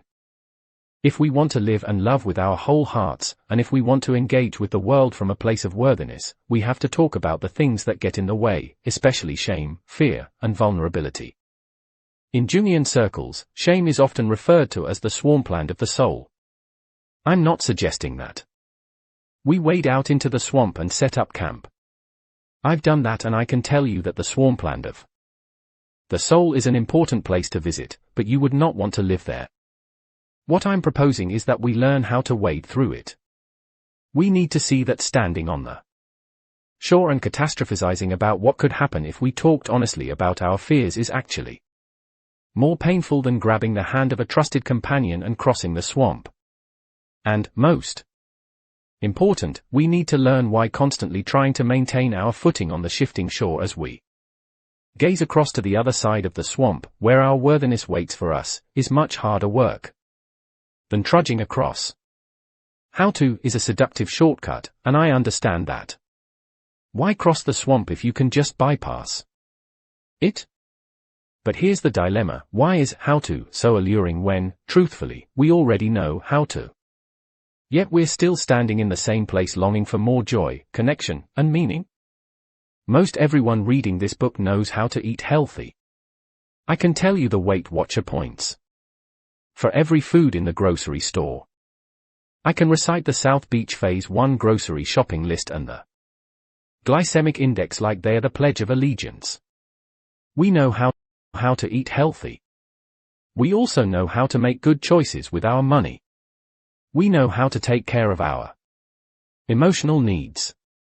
We know all of this, yet we are the most obese, medicated, addicted, and in-debt Americans ever. Why? We have more access to information, more books, and more good science. Why are we struggling like never before? Because we don't talk about the things that get in the way of doing what we know is best for us, our children, our families, our organizations, and our communities. I can know everything there is to know about eating healthy, but if it's one of those days when Ellen is struggling with a school project and Charlie's homesick from school and I'm trying to make a writing deadline and Homeland Security increased the threat level and our grass is dying and my jeans don't fit and the economy is tanking and the internet is down and we're out of poop bags for the dog, forget it. All I want to do is snuff out the sizzling anxiety with a pumpkin muffin, a bag of chips, and chocolate. We don't talk about what keeps us eating until we're sick, busy beyond human scale, desperate to numb and take the edge off, and full of so much anxiety and self-doubt that we can't act on what we know is best for us. We don't talk about the hustle for worthiness that's become such a part of our lives that we don't even realize that we're dancing. When I'm having one of those days that I just described, some of the anxiety is just a part of living. But there are days when most of my anxiety grows out of the expectations I put on myself. I want Ellen's project to be amazing. I want to take care of Charlie without worrying about my own deadlines. I want to show the world how great I am at balancing my family and career. I want our yard to look beautiful. I want people to see us picking up our dog's poop in biodegradable bags and think, my God, they are such outstanding citizens. There are days when I can fight the urge to be everything to everyone, and there are days when it gets the best of me. As we discussed in the last chapter, when we struggle to believe in our worthiness, we hustle for it. The hustle for worthiness has its own soundtrack, and for those of you who are my age and older, it's not the funky "Do the Hustle" from the 70s. It's the cacophony of shame tapes and gremlins, those messages that fuel "never good enough." What will people think? You can't really love yourself yet. You're not underscore underscore underscore underscore underscore underscore underscore underscore underscore underscore underscore underscore underscore underscore underscore underscore enough. Pretty, skinny, successful, rich, talented, happy, smart, feminine, masculine, productive, nice, strong, tough, caring, popular, creative, well-liked, admired, contributing. No one can find out about underscore underscore underscore underscore underscore underscore underscore underscore underscore underscore underscore underscore underscore. I'm going to pretend that everything is okay. I can change to fit in if I have to. Who do you think you are to put your thoughts, art, ideas, beliefs, writing out in the world? Taking care of them is more important than taking care of me. Shame is that warm feeling that washes over us, making us feel small, flawed, and never good enough. If we want to develop shame resilience, the ability to recognize shame and move through it, while maintaining our worthiness and authenticity, then we have to talk about why shame happens. Honest conversations about shame can change the way we live, love, parent, work, and build relationships. I have more than 1,000 letters and emails from readers of I Thought It Was Just Me, my book on shame resilience, that all say the same thing: I can't believe how much talking about shame changed my life. And I promise, even if you're eating while you're talking about shame, you'll be okay. Shame Resilience 101. Here are the first 3 things that you need to know about shame. 1. We all have it. Shame is universal and one of the most primitive human emotions that we experience. The only people who don't experience shame lack the capacity for empathy and human connection. 2. We're all afraid to talk about shame. 3. The less we talk about shame, the more control it has over our lives. Shame is basically the fear of being unlovable. It's the total opposite of owning our story and feeling worthy. In fact, the definition of shame that I developed from my research is: shame is the intensely painful feeling or experience of believing that we are flawed and therefore unworthy of love and belonging. 1. Shame keeps worthiness away by convincing us that owning our stories will lead to people thinking less of us. Shame is all about fear. We're afraid that people won't like us if they know the truth about who we are, where we come from, what we believe, how much we're struggling, or, believe it or not, how wonderful we are when soaring. Sometimes it's just as hard to own our strengths as our struggles. People often want to believe that shame is reserved for the folks who have survived terrible traumas, but this is not true.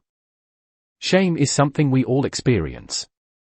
And while it feels as if shame hides in our darkest corners, it actually tends to lurk in all of the familiar places, including appearance and body image, family, parenting, money and work, health, addiction, sex, aging, and religion.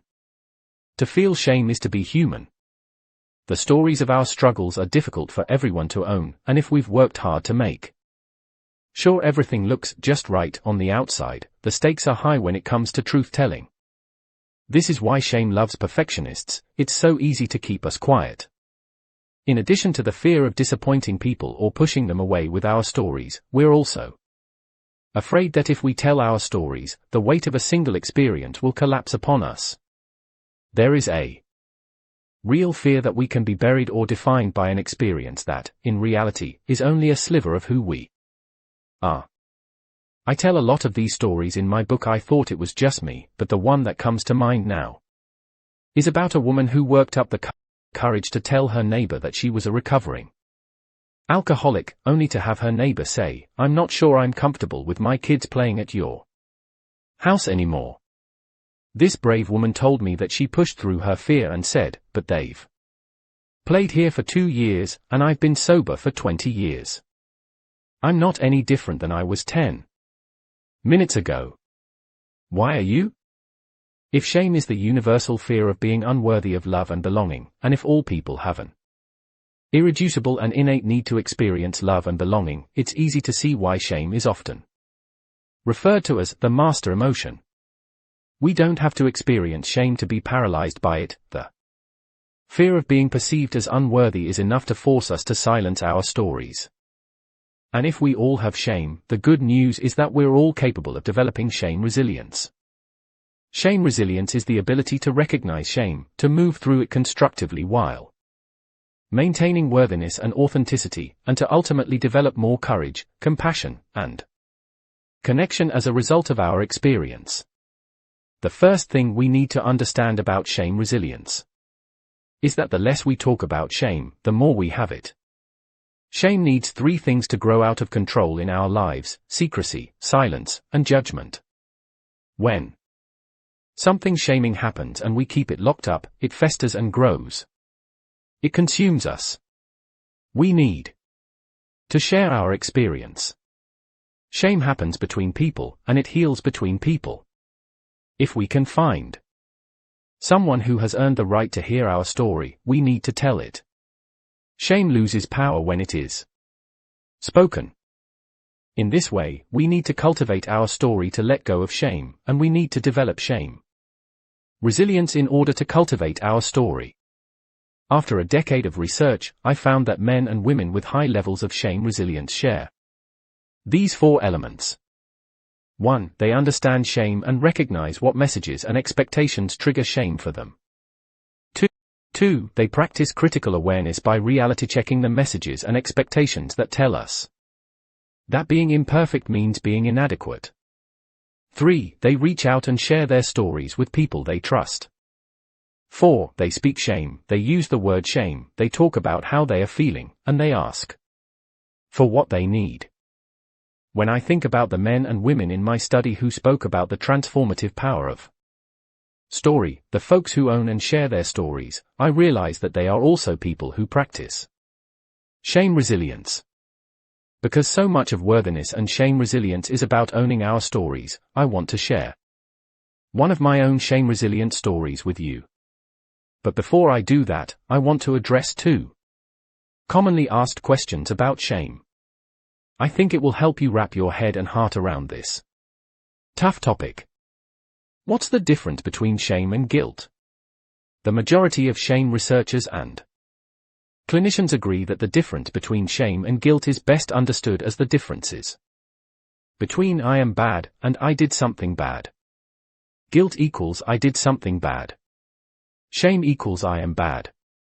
Shame is about who we are, and guilt is about our behaviors. We feel guilty when we hold up something we've done or failed to do against the kind of person we want to be. It's an uncomfortable feeling, but one that's helpful. When we apologize for something we've done, make amends to others, or change a behavior that we don't feel good about, guilt is most often the motivator. Guilt is just as powerful as shame, but its effect is often positive while shame often is destructive. When we see people apologize, make amends, or replace negative behaviors with more positive ones, guilt is often the motivator, not shame. In fact, in my research, I found that shame corrodes the part of us that believes we can change and do better. Point 2. Doesn't shame keep us in line? Along with many other professions, professionals, I've come to the conclusion that shame is much more likely to lead to destructive and hurtful behaviors than it is to be the solution. Again, it is human nature to want to feel worthy of love and belonging. When we experience shame, we feel disconnected and desperate for worthiness. Full of shame or the fear of shame, we are more likely to engage in self-destructive behaviors and to attack or shame others. In fact, shame is related to violence, aggression, depression, addiction, eating disorders, and bullying. Children who use more shame self-talk, I am bad, versus guilt self-talk, I did something bad, struggle mightily with issues of self-worth and self-loathing. Using shame to parent teaches children that they are not inherently worthy of love. Shame researcher Heal Thyself. No matter how much you know about shame, it can sneak up on you. Trust me, I speak from experience. You can be in the middle of a shame experience without even knowing what's happening and why. The good news is that, with enough practice, shame resilience can also sneak up on you. The following story not only illustrates the insidious nature of shame, it also reinforces the importance of speaking about shame and telling our story. Please subscribe our channel for more amazing audio books. Please like, share and comment on this video. For several months in 2009, my blog was featured as an example site on the hosting company's main page. It was really fun because I got lots of traffic from people who wouldn't normally search out a blog on authenticity and courage. One day I got an email from a woman who liked my layout and design. I felt proud and grateful, until I got to this part of her email. I really like your blog. It's very creative and easy to read. The snap of you and your girlfriend in the theater would be the only exception, egads. I would never add a bad photo to a blog, but I am the photographer here, winking smiley. I couldn't believe it. The photo she was referring to was a picture that I had taken of my good friend Laura and me sitting in a dark theater waiting for the Sex and the City movie to start. It was opening day and we were feeling goofy and excited, so I pulled out my camera and snapped a picture. I was so angry, confused, and shocked by this woman's comment about my picture, but I kept reading. She went on to ask a lot of questions about the blog's design and then closed her email by explaining that she works with many clueless parents and that she plans to let them know about my parenting work. Whatever. I was so pissed off. I paced back and forth in the kitchen, then sat down to pound out an email. Draft number 1 included this line, egads. I would never put down someone's photography, but I'm the shame researcher here. Draft number 2 included this line, I checked out your photography online. If you're concerned about posting bad photos, I'd rethink posting your photos. Draft number 3 included this line, if you're going to send a shitty email, the least you can do is spell check it. There does not mean they are mean, nasty. I didn't care. But I also didn't send it. Something in my body stopped me. I read over my attack emails, took a deep breath, and then raced into the bedroom. I threw on my running shoes and a baseball cap and hit the pavement. I needed to get out of the house and discharge the weird energy coursing through my veins. About 1 mile into my walk, I called my good friend Laura, the friend who happens to appear with me in said theater picture. I told her about the woman's email and she gasped, "Are you kidding me?" Nope. I'm not kidding. Wanna hear my 3 responses? I'm still trying to decide which one to use. I recited my kill and destroy responses, and she gasped again. Breen, those are really ballsy. I couldn't do it. I'd just be really hurt and probably cry. Laura and I talk about heavy stuff all of the time. We have a very comfortable rhythm. We can ping words all over the place or both get really quiet. We're always analyzing and saying things like, okay, stay with me. I'm thinking, and does this make sense? Or no. No. Wait. It's coming to me. At this point in our conversation, I said, Laura, don't say anything. I need to think about what you just said. For 2 or 3 minutes the only sound was my sweaty panting. Finally, I said, you would get your feelings hurt and cry? Laura reluctantly responded, yes. Why? Well, I hesitated, I'm thinking that crying and getting my feelings hurt would be the brave option for me. Laura sounded surprised. What do you mean? I explained the best I could. Mean and nasty is my default setting. It doesn't take courage for me to be shaming back. I can use my shame superpowers for evil in a split second. Letting myself feel hurt. That's a totally different story. I think your default is my courage. We talked about it for a while and decided that Laura's courage is acknowledging hurt without running from it, and my courage is acknowledging hurt and not hurting back. We also agreed that cruelty is never brave, it's mostly cheap and easy, especially in today's culture.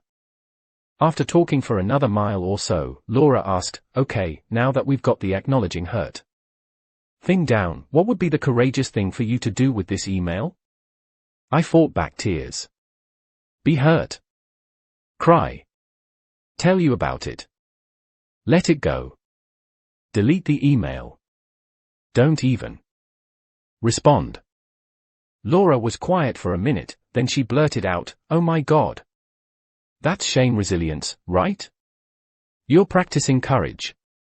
I was confused, like I had never heard the term before. Huh? What do you mean? Laura patiently said, shame resilience, you know, your book. The blue one. The 4 elements of shame resilience, name it. Talk about it. Own your story. Tell the story. Your book. We both started laughing. I thought to myself, holy crap. It works. A week later I was standing in front of a group of 70 graduate students who were taking my course on shame and empathy. I was talking about the 4 elements of shame resilience when one of the students raised her hand and asked for an example. I decided to tell the EGADS story. It's such a great example of how shame can happen at a totally unconscious level and how important it is to name it and talk about it. I set up the story by describing my blog and my new commitment to learn photography. I told them that I felt vulnerable about sharing my pictures, and I felt ashamed and belittled when I received this critical email. When I told them about my deep desire to respond with cruelty, several of the students buried their heads in their hands and others just looked away. I'm sure some were disappointed by my lack of enlightenment. Others looked plain scared. One student raised his hand and said, can I ask a personal question? Given that I was in the middle of sharing a vulnerable shame story, I figured that it couldn't hurt. I was wrong. He bravely said, I hear you saying that it was about feeling criticized about your photography, but was that really the vulnerability?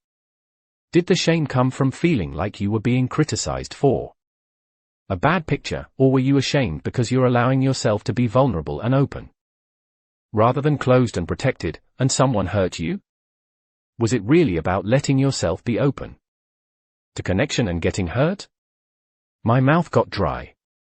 I started sweating. I rubbed my forehead and then looked straight at the red-faced students. I can't believe it. That's exactly what happened.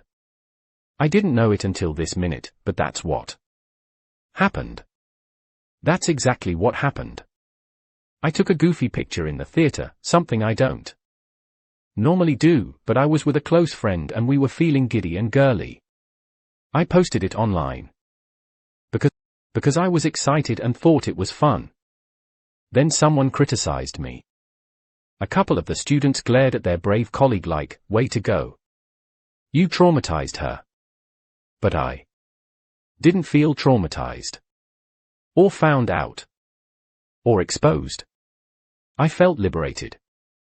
The story I needed to own in order To access my worthiness was not a story of a rookie photographer struggling with criticism over a photograph.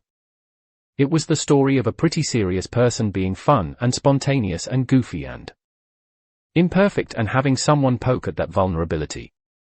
Resilience is often a slow unfolding of understanding. What did that experience mean to me? What were the gremlins mumbling?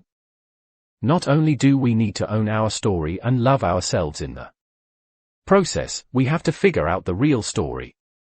We also have to learn how we protect ourselves from shame if we want to develop worthiness. What does shame look like? When it comes to understanding how we defend ourselves against shame, I have the utmost respect for the work from the Stone Center at Wellesley.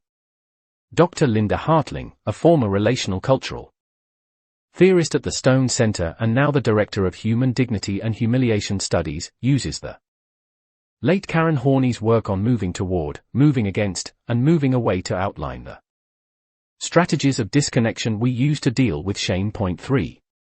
According to Dr. Hartling, in order to deal with shame, some of us move away by withdrawing, hiding, silencing ourselves, and keeping secrets.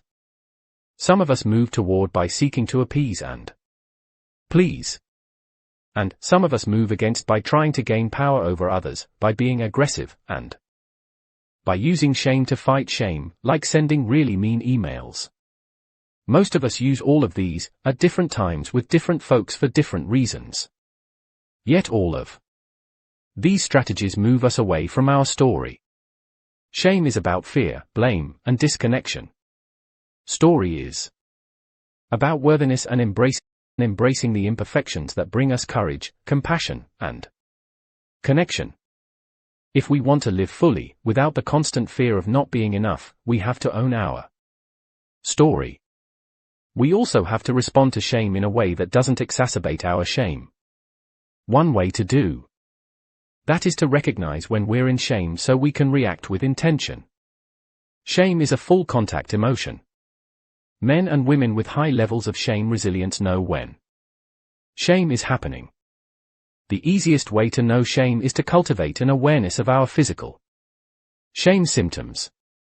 As I mentioned in the chapter on courage, compassion, and connection, I know that I'm struggling with shame when that warm wash of inadequacy comes over me, my heart races, my face feels hot, my mouth gets dry, my armpits tingle, and time slows down. It's important to know our personal symptoms so we can get deliberate in our response to shame. When we're in shame, we're not fit for human consumption. We need to get back on our emotional feet before we do, say, email, or text something that we'll regret. I know that it will take me 10 to 15 minutes to pull myself together and that I will definitely cry before I'm ready. I'll also need to pray. Knowing this is such a gift.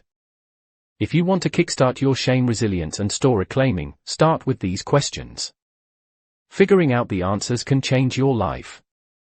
1. Who do you become when you're backed into that shame corner? 2. How do you protect yourself?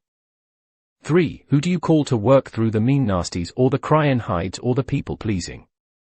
4. What's the most courageous thing you could do for yourself when you feel small and hurt? Our stories are not meant for everyone. Hearing them is a privilege, and we should always ask ourselves this before we share: who has earned the right to hear my story? If we have 1 or 2 people in our lives who can sit with us and hold space for our shame stories, and love us for our strengths and struggles, we are incredibly lucky.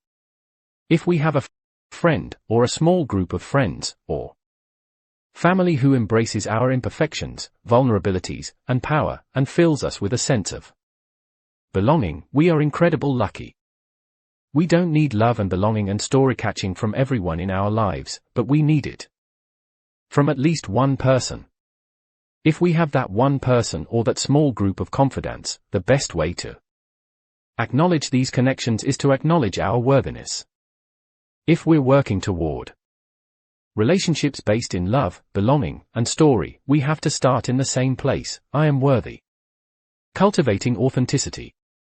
Letting go of what people think. Often people attempt to live their lives backwards. They try to have more things, or more money, in order to do more of what they want so that they will be happier. The way it actually works is the reverse. You must first be who you really are, then do what you really need to do, in order to have what you want. Margaret Young. Before I started doing my research, I always thought of people as being either authentic or inauthentic. Authenticity was simply a quality that you had or that you were lacking. I think that's the way most of us use the term, she's a very authentic person. But as I started immersing myself in the research and doing my own personal work, I realized that, like many desirable ways of being, authenticity is not something we have or don't have.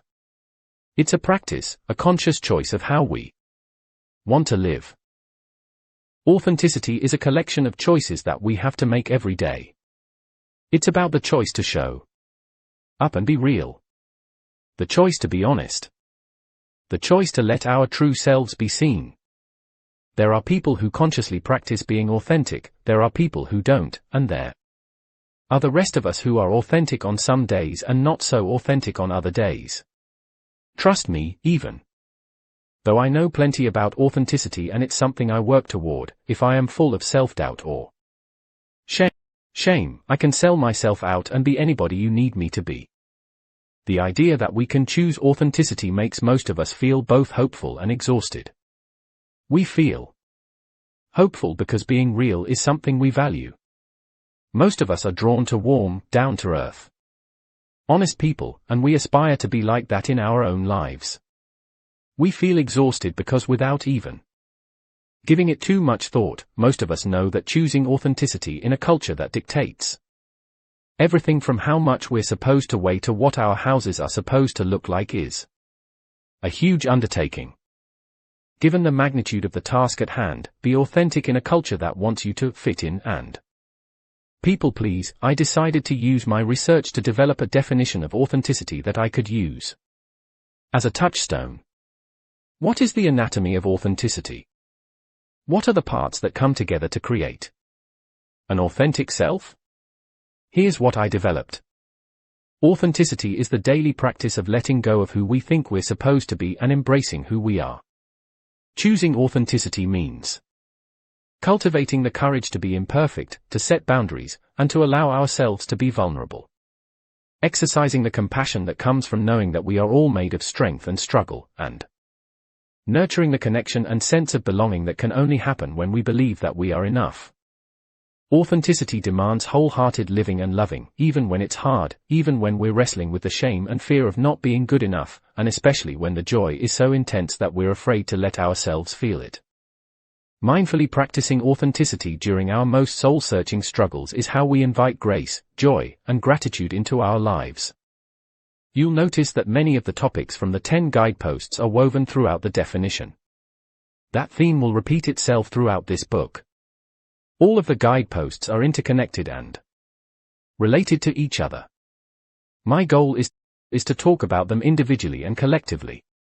I want us to explore how each of them works on its own and how they fit together. We'll spend the rest of the book unpacking terms like perfection so that we can understand why they are so important and what often gets in our way of living a wholehearted life. Choosing authenticity is not an easy choice.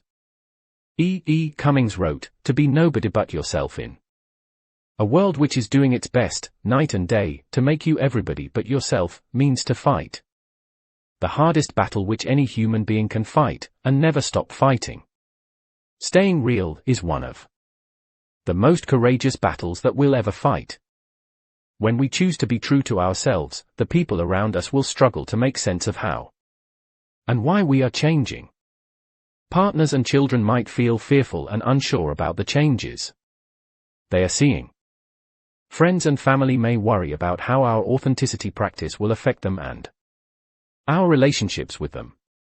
Some will find inspiration in our new commitment, others may perceive that we're changing too much, maybe even abandoning them or holding up an uncomfortable mirror.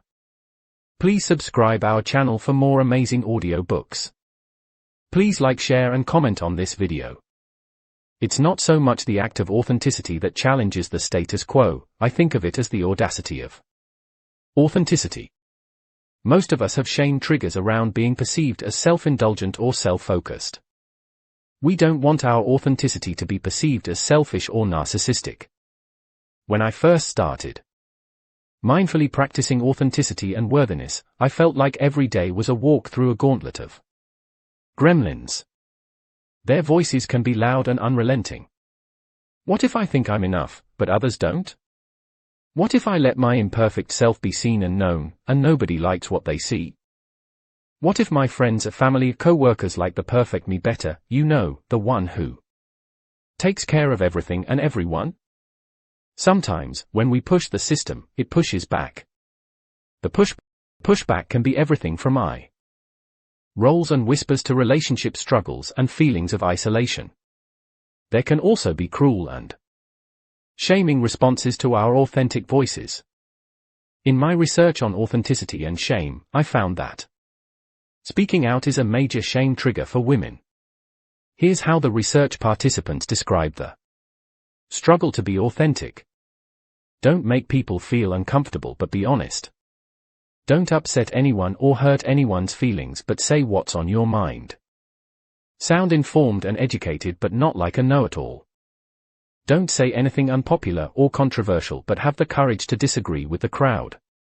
I also found that men and women struggle when their opinions, feelings, and beliefs conflict with our culture's gender expectations. For example, research on the attributes that we associate with being feminine tells us that some of the most important qualities for women are thin, nice, and modest. Point 1 That means if women want to play it totally safe, we have to be willing to stay as small, quiet, and attractive as possible. When looking at the attributes associated with masculinity, the researchers identified these as important attributes for men: emotional control, primacy of work, control over women, and pursuit of status. Point 2 That means if men want to play it safe, they need to stop feeling, start earning, and give up on meaningful connection. The thing is, authenticity isn't always the safe option. Sometimes choosing being real over being liked is all about playing it unsafe.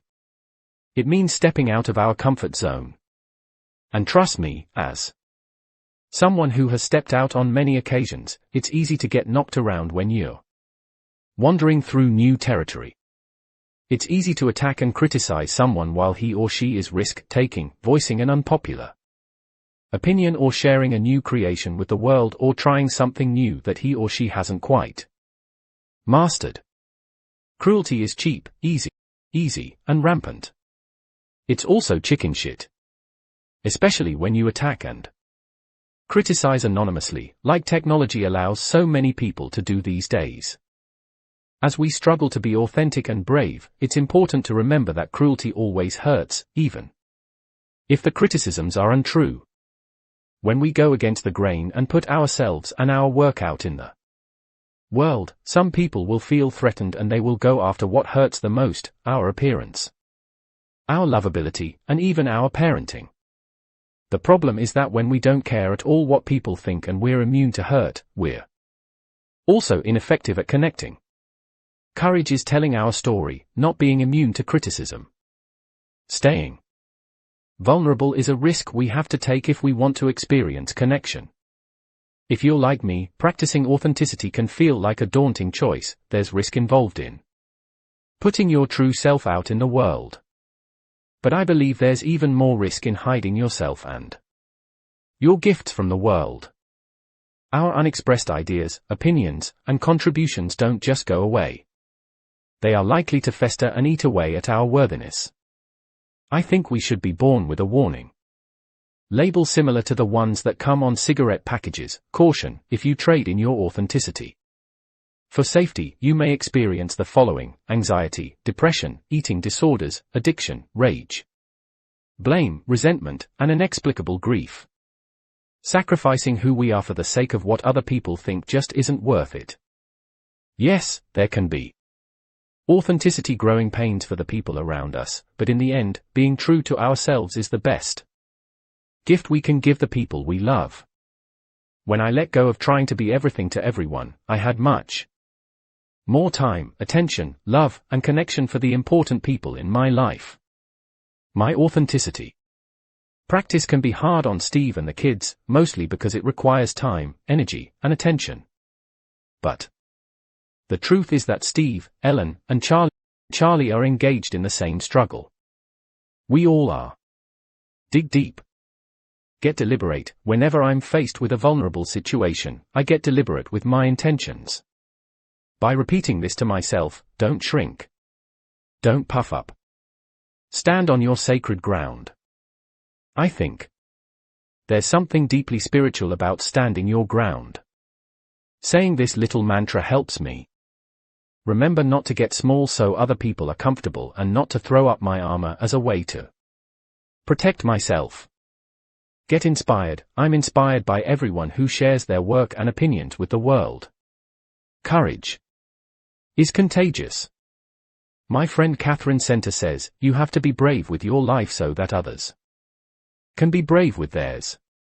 3. Get going. I try to make authenticity my number one goal when I go into a situation where I'm feeling vulnerable. If authenticity is my goal and I keep it real, I never regret it. I might get my feelings hurt, but I rarely feel shame. When acceptance or approval becomes my goal, and it doesn't work out, that can trigger shame for me. I'm not good enough. If the goal is authenticity and they don't like me, I'm okay. If the goal is being liked and they don't like me, I'm in trouble. I get going by making authenticity the priority. How do you dig deep? Cultivating self-compassion. Letting go of perfectionism. The thing that is really hard, and really amazing, is giving up on being perfect and beginning the work of becoming yourself. Anna Chu Indlen. One of the best parts of my work is receiving letters and emails from readers. In early 2009, I received my 1000th email from a reader of I Thought It Was Just Me. To celebrate, I decided to facilitate an 8-week read-along of the book on my blog. I called it the Shame, Less Joy, Full Read-along. Basically, the read-along was a web-based book club. We covered one chapter per week, and I offered posts, podcasts, discussions, and creative arts exercises along the way. The read-along is now on my blog, and people still use it. Reading through the book with a group or friend is so much more powerful. Just before the read-along started, I received an email that said, I love the idea of a read-along. I don't think I have shame issues, but if you ever do something on perfectionism, I'll be the first in line. Her sign-off was followed by a short little sentence that read, P.S. Shame and perfectionism aren't related, are they? I emailed her back and explained the relationship between shame and perfectionism, where perfectionism exists, shame is always lurking. In fact, shame is the birthplace of perfectionism. I loved her response. You might want to talk about that before we start the read-along. My friends. And I know that we struggle with perfectionism, but we don't claim shame. We don't claim shame. You can't believe how many times I've heard that. I know shame is a daunting word. The problem is that when we don't claim shame, it claims us. And one of the ways it sneaks into our lives is through perfectionism. As a recovering perfectionist and an aspiring good enoughiest, I've found it extremely helpful to bust some of the myths about perfectionism so that we can develop a definition that accurately captures what it is and what it does to our lives. Perfectionism is not the same thing as striving to be your best. Perfectionism is not about healthy achievement and growth. Perfectionism is the belief that if we live perfect, look perfect, and act perfect, we can minimize or avoid the pain of blame, judgment, and shame. It's a shield.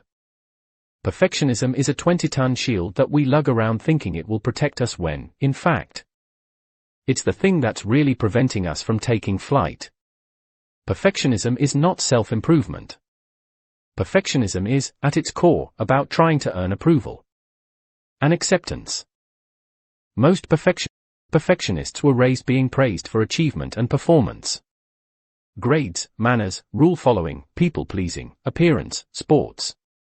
Somewhere along the way, we adopt this dangerous and debilitating belief system: I am what I accomplish and how well I accomplish it.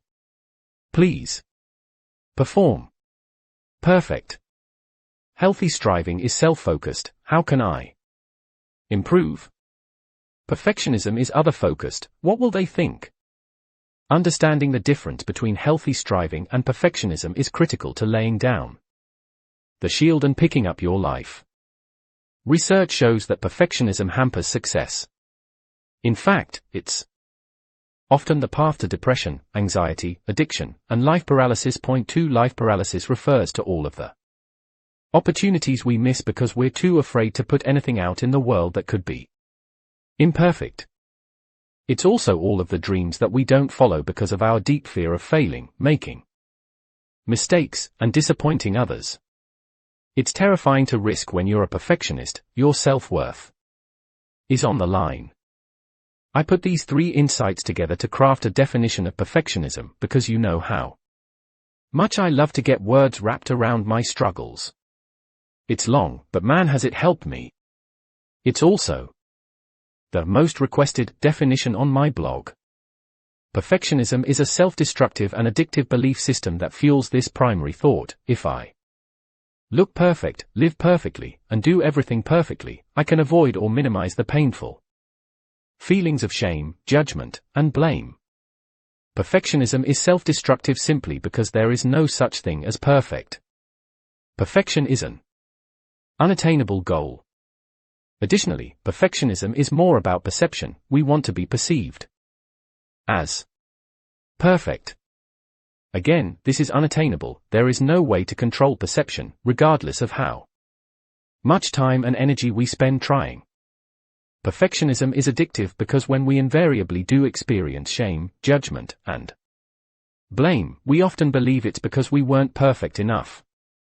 So rather than questioning the faulty logic of perfectionism, we become even more entrenched in our quest to live, look, and do everything just right. Feeling shamed, judged, and blamed, and the fear of these feelings, are realities of the human experience. Perfectionism actually increases the odds that we'll experience these painful emotions and often leads to self-blame. It's my fault. I'm feeling this way because I'm not good enough. To overcome perfectionism, we need to be able to acknowledge our vulnerabilities to the universal experiences of shame, judgment, and blame, develop shame resilience, and practice self-compassion. When we become more loving and compassionate with ourselves and we begin to practice shame resilience, we can embrace our imperfections. It is in the process of embracing our imperfections that we find our truest gifts: courage, compassion, and connection.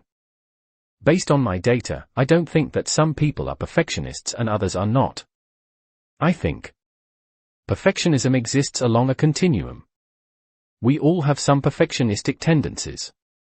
For some, perfectionism may only emerge when they are feeling particularly vulnerable. For others, perfectionism can be compulsive, chronic, and debilitating, similar to addiction.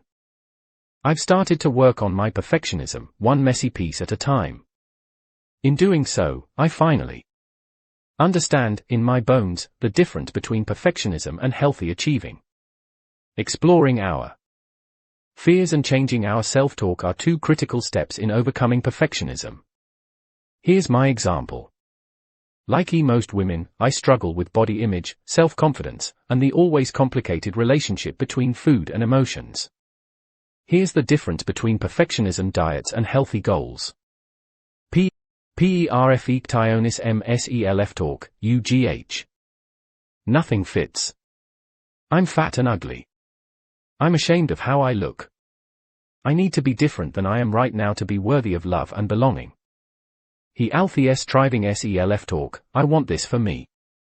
I want to feel better and be healthier. The scale doesn't dictate if I'm loved and accepted. If I believe that I'm worthy of love and respect now, I will invite courage, compassion, and connection into my life. I want to figure this out for me. I can do this. For me, the results of this shift were life-changing. Perfectionism didn't lead to results. It led to peanut butter. I've also had to rely on the old fake it till you make it a few times. I think of it as practicing imperfection. For example, right after I started working on this definition, some friends dropped by our house. My then 9-year-old daughter, Ellen, shouted, "Mom! Don and Julie are at the door." Our house was trashed, and I could tell by the sound of Ellen's voice that she was thinking, "Oh no. Mom's going to freak." I said, "Just a second," as I hurried to get dressed. She ran back to my room and said, "Do you want me to help pick up?" I said, "No, I'm just getting dressed. I'm so glad they are here. What a nice surprise. Who cares about the house?" Then I put myself in a serenity prayer trance. So, if we want to live and love with our whole hearts, how do we keep perfectionism from sabotaging our efforts? When I interviewed women and men who were engaging with the world from a place of authenticity and worthiness, I realized that they had a lot in common regarding perfectionism. First, they spoke about their imperfections in a tender and honest way, and without shame and fear. Second, they were slow to judge themselves and others. They appeared to operate from a place of, "We're all doing the best we can." Their courage, compassion, and connection seemed rooted in the way they treated themselves. I wasn't quite sure how to capture these attributes, but I assumed that they were separate qualities. That is until 2 years ago, when I found Dr. Kristin Neff's work on self-compassion. Let's explore the concept of self-compassion and why it's essential to practicing authenticity and embracing imperfection. Self-compassion. A moment of self-compassion can change your entire day. A string of such moments can change the course of your life. Christopher K. Germer 3. Dr. Kristin Neff is a researcher and professor at the University of Texas at Austin. She runs the Self-Compassion Research Lab, where she studies how we develop and practice self-compassion. According to Neff, self-compassion has 3 elements: self-kindness, common humanity, and mindfulness. Point 4 here are abbreviated definitions for each of these. Self-kindness, being warm and understanding toward ourselves when we suffer, fail, or feel inadequate, rather than ignoring our pain or flagellating ourselves with self-criticism. Common humanity recognizes that suffering and feelings of personal inadequacy are part of the shared human experience, something we all go through rather than something that happens to me alone. Mindfulness, taking a balanced approach to negative emotions so that feelings are neither suppressed nor exaggerated. We cannot ignore our pain and feel compassion for it at the same time. Mindfulness requires that we not over-identify with thoughts and feelings, so that we are caught up and swept away by negativity. One of the many things that I love about Dr. Neff's work is her definition of mindfulness. Many of us think that being mindful means not avoiding painful emotions. Her definition reminds us that mindfulness also means not over-identifying with or exaggerating our feelings. I think that's key for those of us who struggle with perfectionism. I'll give you the perfect example. I recently emailed an author to ask if I could quote her work in this book. I included the exact passage that I wanted to include so that she could make an informed choice. She generously said yes, but warned me against using the paragraph in the email because I had misspelled her name. I went into total perfection paralysis. Oh my God. I'm writing to ask her if I can quote her and I misspell her name. She probably thinks I'm a total hack. Why was I so sloppy? It wasn't a shame attack. I didn't get sucked under that far, but I also didn't respond with self-compassion. I came close to being swept away by negative reactivity. Luckily, a draft of this chapter was on the table next to me. I looked down at it and smiled. Be kind to yourself, Breen. This is not a big deal. Using this email exchange as an example, you can see how my perfectionism and lack of self-compassion could easily lead to judgment. I think of myself as a sloppy hack because of one tiny mistake. By the same token, when I get an email from someone and there are mistakes, I have a tendency to make sweeping judgments. It gets really dangerous if Ellen comes to me and says, "I just sent my teacher an email and I accidentally misspelled her name." Do I say, "What? That's unacceptable"? Or do I say, "I've done the same thing, mistakes happen"? Perfectionism never happens in a vacuum. It touches everyone around us. We pass it down to our children, we infect our workplace with impossible expectations, and it's suffocating for our friends and families. Thankfully, compassion also spreads quickly. When we're kind to ourselves, we create a reservoir of compassion that we can extend to others. Our children learn how to be self-compassionate by watching us, and the people around us feel free to be authentic and connected. Dig deep.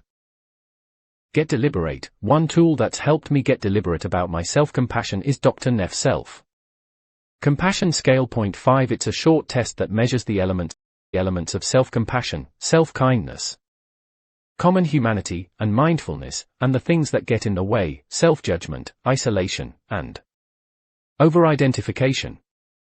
The scale helped me to realize that I do really well in terms of common humanity and mindfulness, but self-kindness needs my constant attention. The self-compassion scale and other wonderful information are available on Dr. Neff's website, www.self-compassion.org. Get inspired. Most of us are trying to live an authentic life. Deep down, we want to take off our game face and be real and imperfect. There is a line from Leonard Cohen's song, Anthem, that serves as a reminder to me when I get into that place where I'm trying to control everything and make it perfect. 6. The line is, "There is a crack in everything. That's how the light gets in." So many of us run around spackling all of the cracks, trying to make everything look just right. This line helps me remember the beauty of the cracks, and the messy house, and the imperfect manuscript, and the too tight jeans. It reminds me that our imperfections are not inadequacies, they are reminders that we're all in this together. Imperfectly, but together. Get going. Sometimes it helps me to wake up in the morning and tell myself, today, I'm going to believe that showing up is enough. How do you dig deep? Cultivating a resilient spirit. Letting go of numbing and powerlessness. Resilience, the ability to overcome adversity, has been a growing topic of study since the early 1970s. In a world plagued by stress and struggle, everyone from psychologists, psychiatrists, and social workers to clergy and criminal justice researchers want to know why and how some folks are better at bouncing back from hardship than others. We want to understand why some people can cope with stress and trauma in a way that allows them to move forward in their lives, and why other people appear more affected and stuck. As I collected and analyzed my data, I recognized that many of the people I interviewed were describing stories of resilience. I heard stories about people cultivating wholehearted lives despite adversity. I learned about people's capacities to stay mindful and authentic under great stress and anxiety, and I heard people describe how they were able to transform trauma into wholehearted thriving. It wasn't difficult to recognize these stories as tales of resilience because I was in graduate school during the heyday of resilience research. I knew these narratives were threaded with what we call protective factors, the things we do, have, and practice that give us the bounce. What makes up resilience? If you look at the current research, here are 5 of the most common factors of resilient people. 1. They are resourceful and have good problem-solving skills. 2. They are more likely to seek help. 3. They hold the belief that they can do something that will help them to manage their feelings and to cope. 4. They have social support available to them. 5. They are connected with others, such as family or friends. Point 2.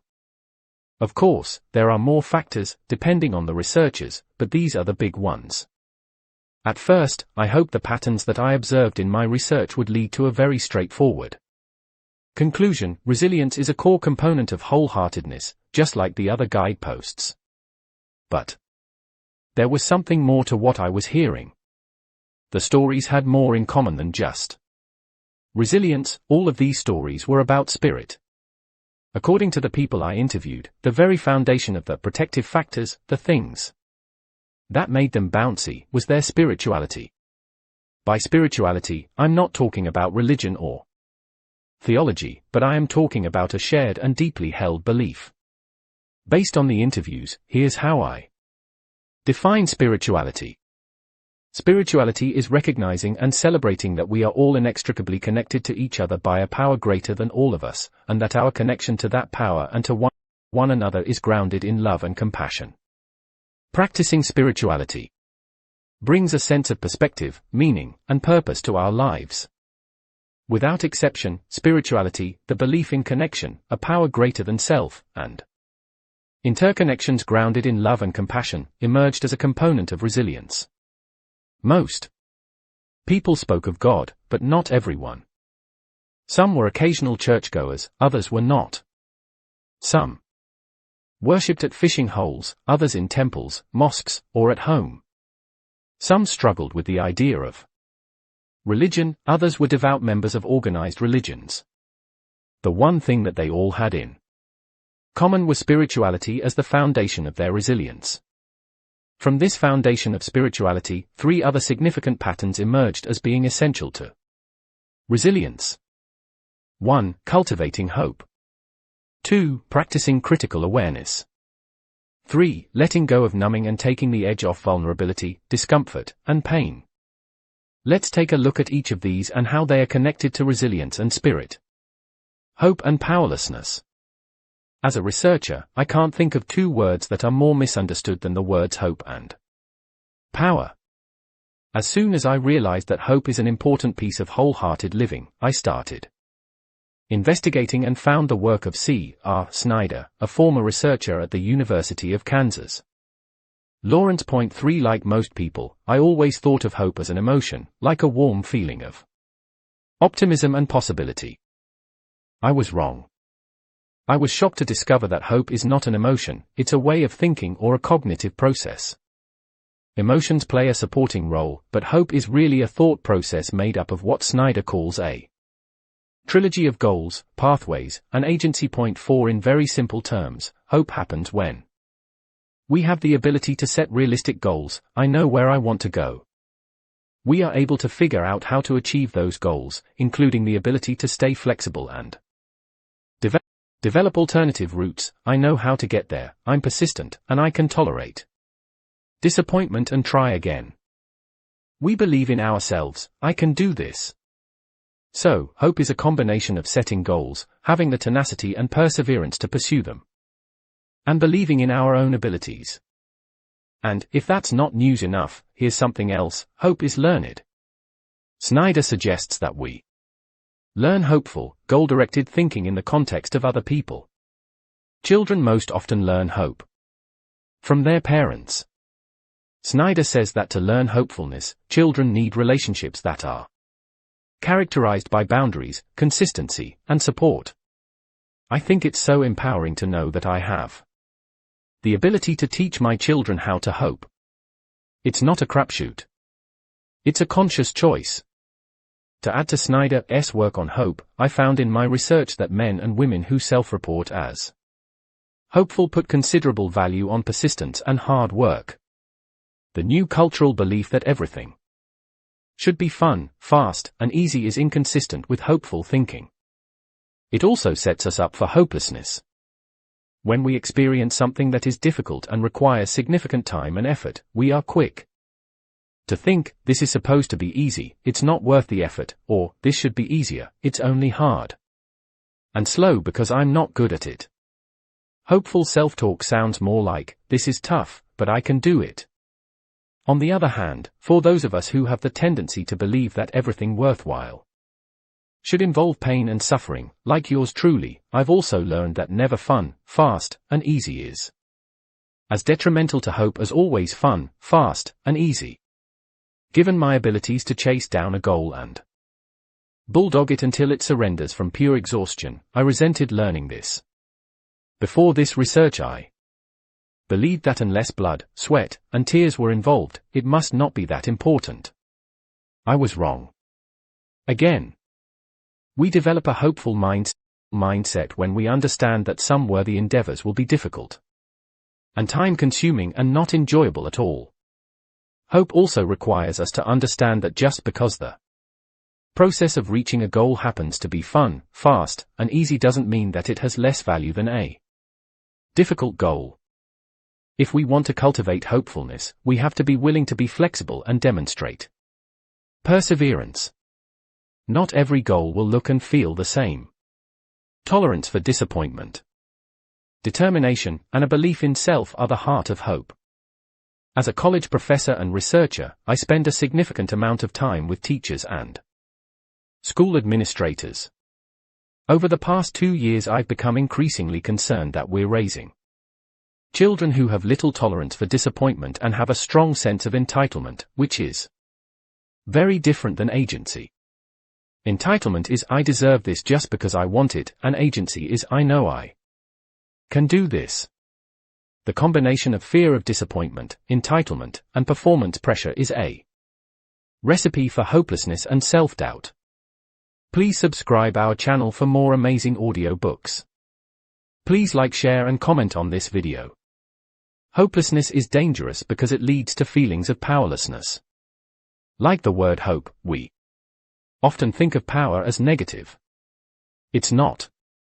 The best definition of power comes from Martin Luther King Jr. He described power as the ability to effect change. If we question our need for power, think about this. How do you feel when you believe that you are powerless to change something in your life? Powerlessness is dangerous.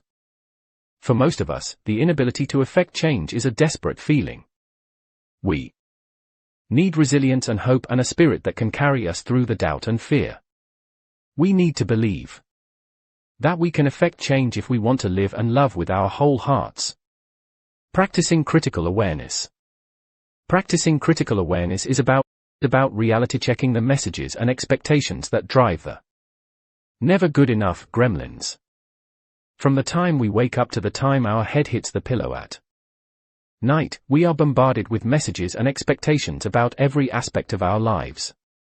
From magazine ads and TV commercials to movies and music, we're told exactly what we should look like, how much we should weigh, how often we should have sex, how we should parent, how we should decorate our houses, and which car we should drive.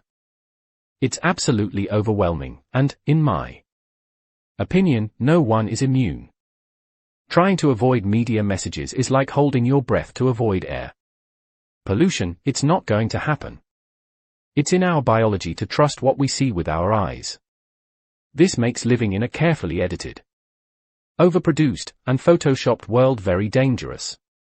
If we want to cultivate a resilient spirit and stop falling prey to comparing our ordinary lives with manufactured images, we need to know how to reality check what we see. We need to be able to ask and answer these questions. 1. Is what I'm seeing real? Do these images convey real life or fantasy? 2. Do these images reflect healthy, wholehearted living, or do they turn my life, my body, my family, and my relationships into objects and commodities? 3. Who benefits by my seeing these images and feeling bad about myself? Hint, this is always about money and or control. In addition to being essential to resilience, practicing critical awareness is actually one of the 4 elements of shame resilience. Shame works like the zoom lens on a camera. When we are feeling shame, the camera is zoomed in tight and all we see is our flawed selves, alone and struggling. We think to ourselves, I'm the only one with a muffin top? Am I the only one with a family who is messy, loud, and out of control? Am I the only one not having sex 4.3 times per week, with a Calvin Klein Model?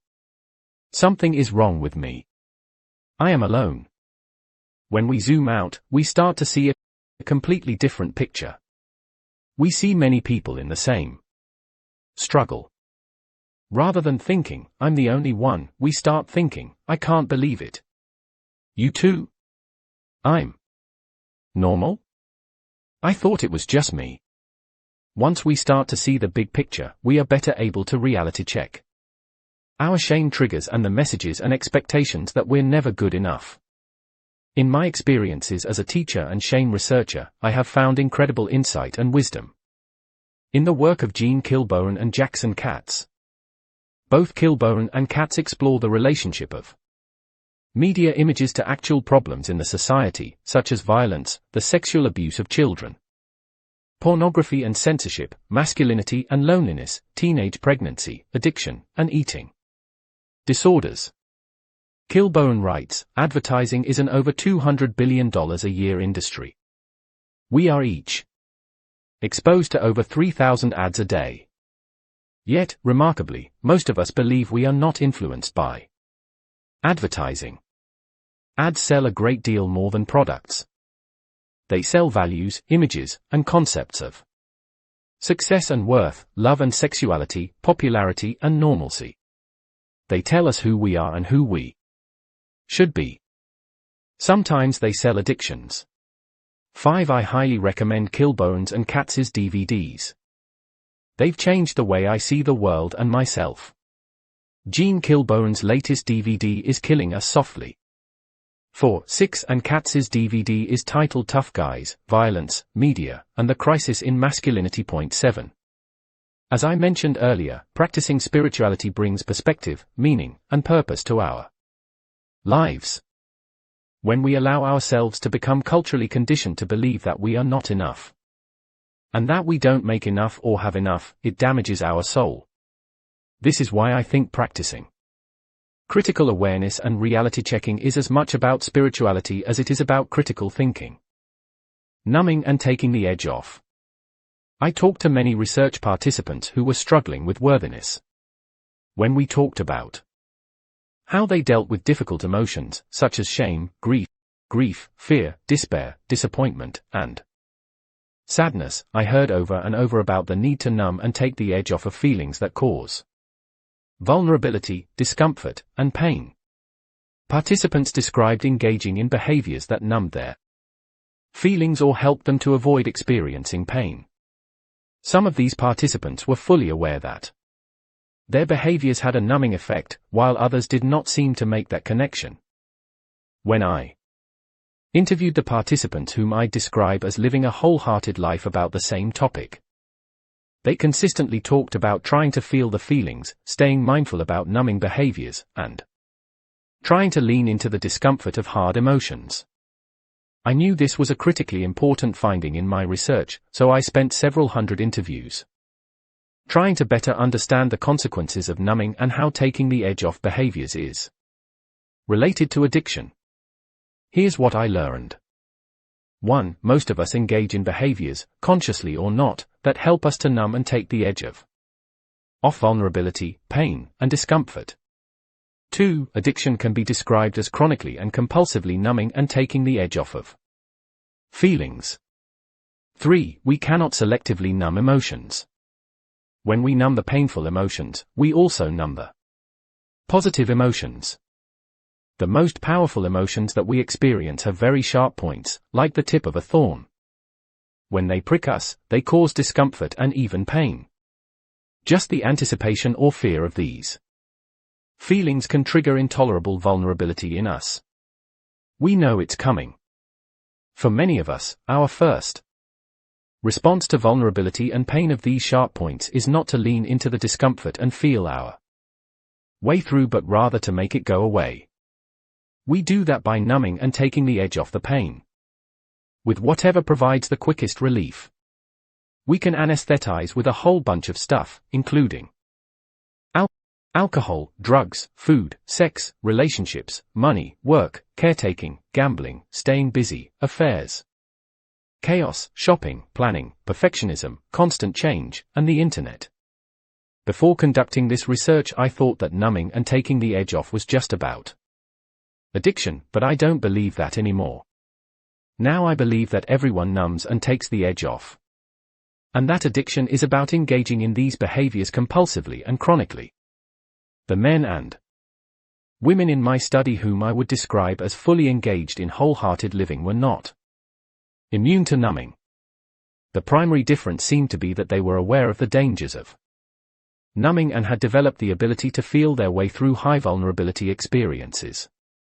I definitely believe that genetics and neurobiology can play a critical role in addiction, but I also believe that there are countless people out there struggling with numbing and taking the edge off, because the disease model of addiction doesn't fit their experiences as closely as a model that takes numbing processes into consideration. Not everyone's addiction is the same. When I first started my research, I was very familiar with addiction. If you've read I Thought It Was Just Me, or if you follow my blog, you probably know that I've been sober for close to 15 years. I've always been very upfront about my experiences, but I haven't written about it in great detail. Because until I started working through this new research on wholeheartedness, I didn't really understand it. Now I get it. My confusion stemmed from the fact that I never have felt completely in sync with the recovery community. Abstinence and the 12 steps are powerful and profoundly important principles in my life, but not everything about the recovery movement fits for me. For example, millions of people owe their lives to the power that comes from saying, "Hi, I'm name, and I'm an alcoholic." That's never fit for me. Even though I'm grateful for my sobriety, and I'm convinced that it has radically changed my life, saying those words has always felt disempowering and strangely disingenuous for me. I have often wondered if I felt out of place because I quit so many things at one time. My first sponsor couldn't figure out what meeting I needed and was perplexed by my very high bottom. I quit drinking because I wanted to learn more about true self, and my wild party girl persona kept getting in the way. She looked at me one night and said, "You have the poo-poo platter of addictions, a little bit of everything. To be safe, it would be best if you just quit drinking, smoking, comfort eating, and getting in your family's business." I remember looking at her, throwing my fork on the table, and saying, "Well, that's just awesome. I guess I'll have some free time on my hands for all of the meetings." I never found my meeting. I quit drinking and smoking the day after I finished my master's degree and made my way through enough meetings to work the steps and get 1 year of sobriety under my belt. Now I know why. I've spent most of my life trying to outrun vulnerability and uncertainty. I wasn't raised with the skills and emotional practice needed to lean into discomfort, so over time I basically became a take their edge off-aholic. But they don't have meetings for that. And after some brief experimenting, I learned that describing your addiction that way in a meeting doesn't always go over very well with the purists. For me, it wasn't just the dance halls, cold beer, and Marlboro Lights of my youth that got out of hand. It was banana bread, chips and queso, email, work, staying busy, incessant worrying, planning, perfectionism, and anything else that could dull those agonizing and anxiety-fueled feelings of vulnerability. I've had a couple of friends respond to my "I'm a take-the-edge off-aholic" with concern about their own habits. "I drink a couple of glasses of wine every night, is that bad? I always shop when I'm stressed or depressed. I come out of my skin if I'm not always going and staying busy."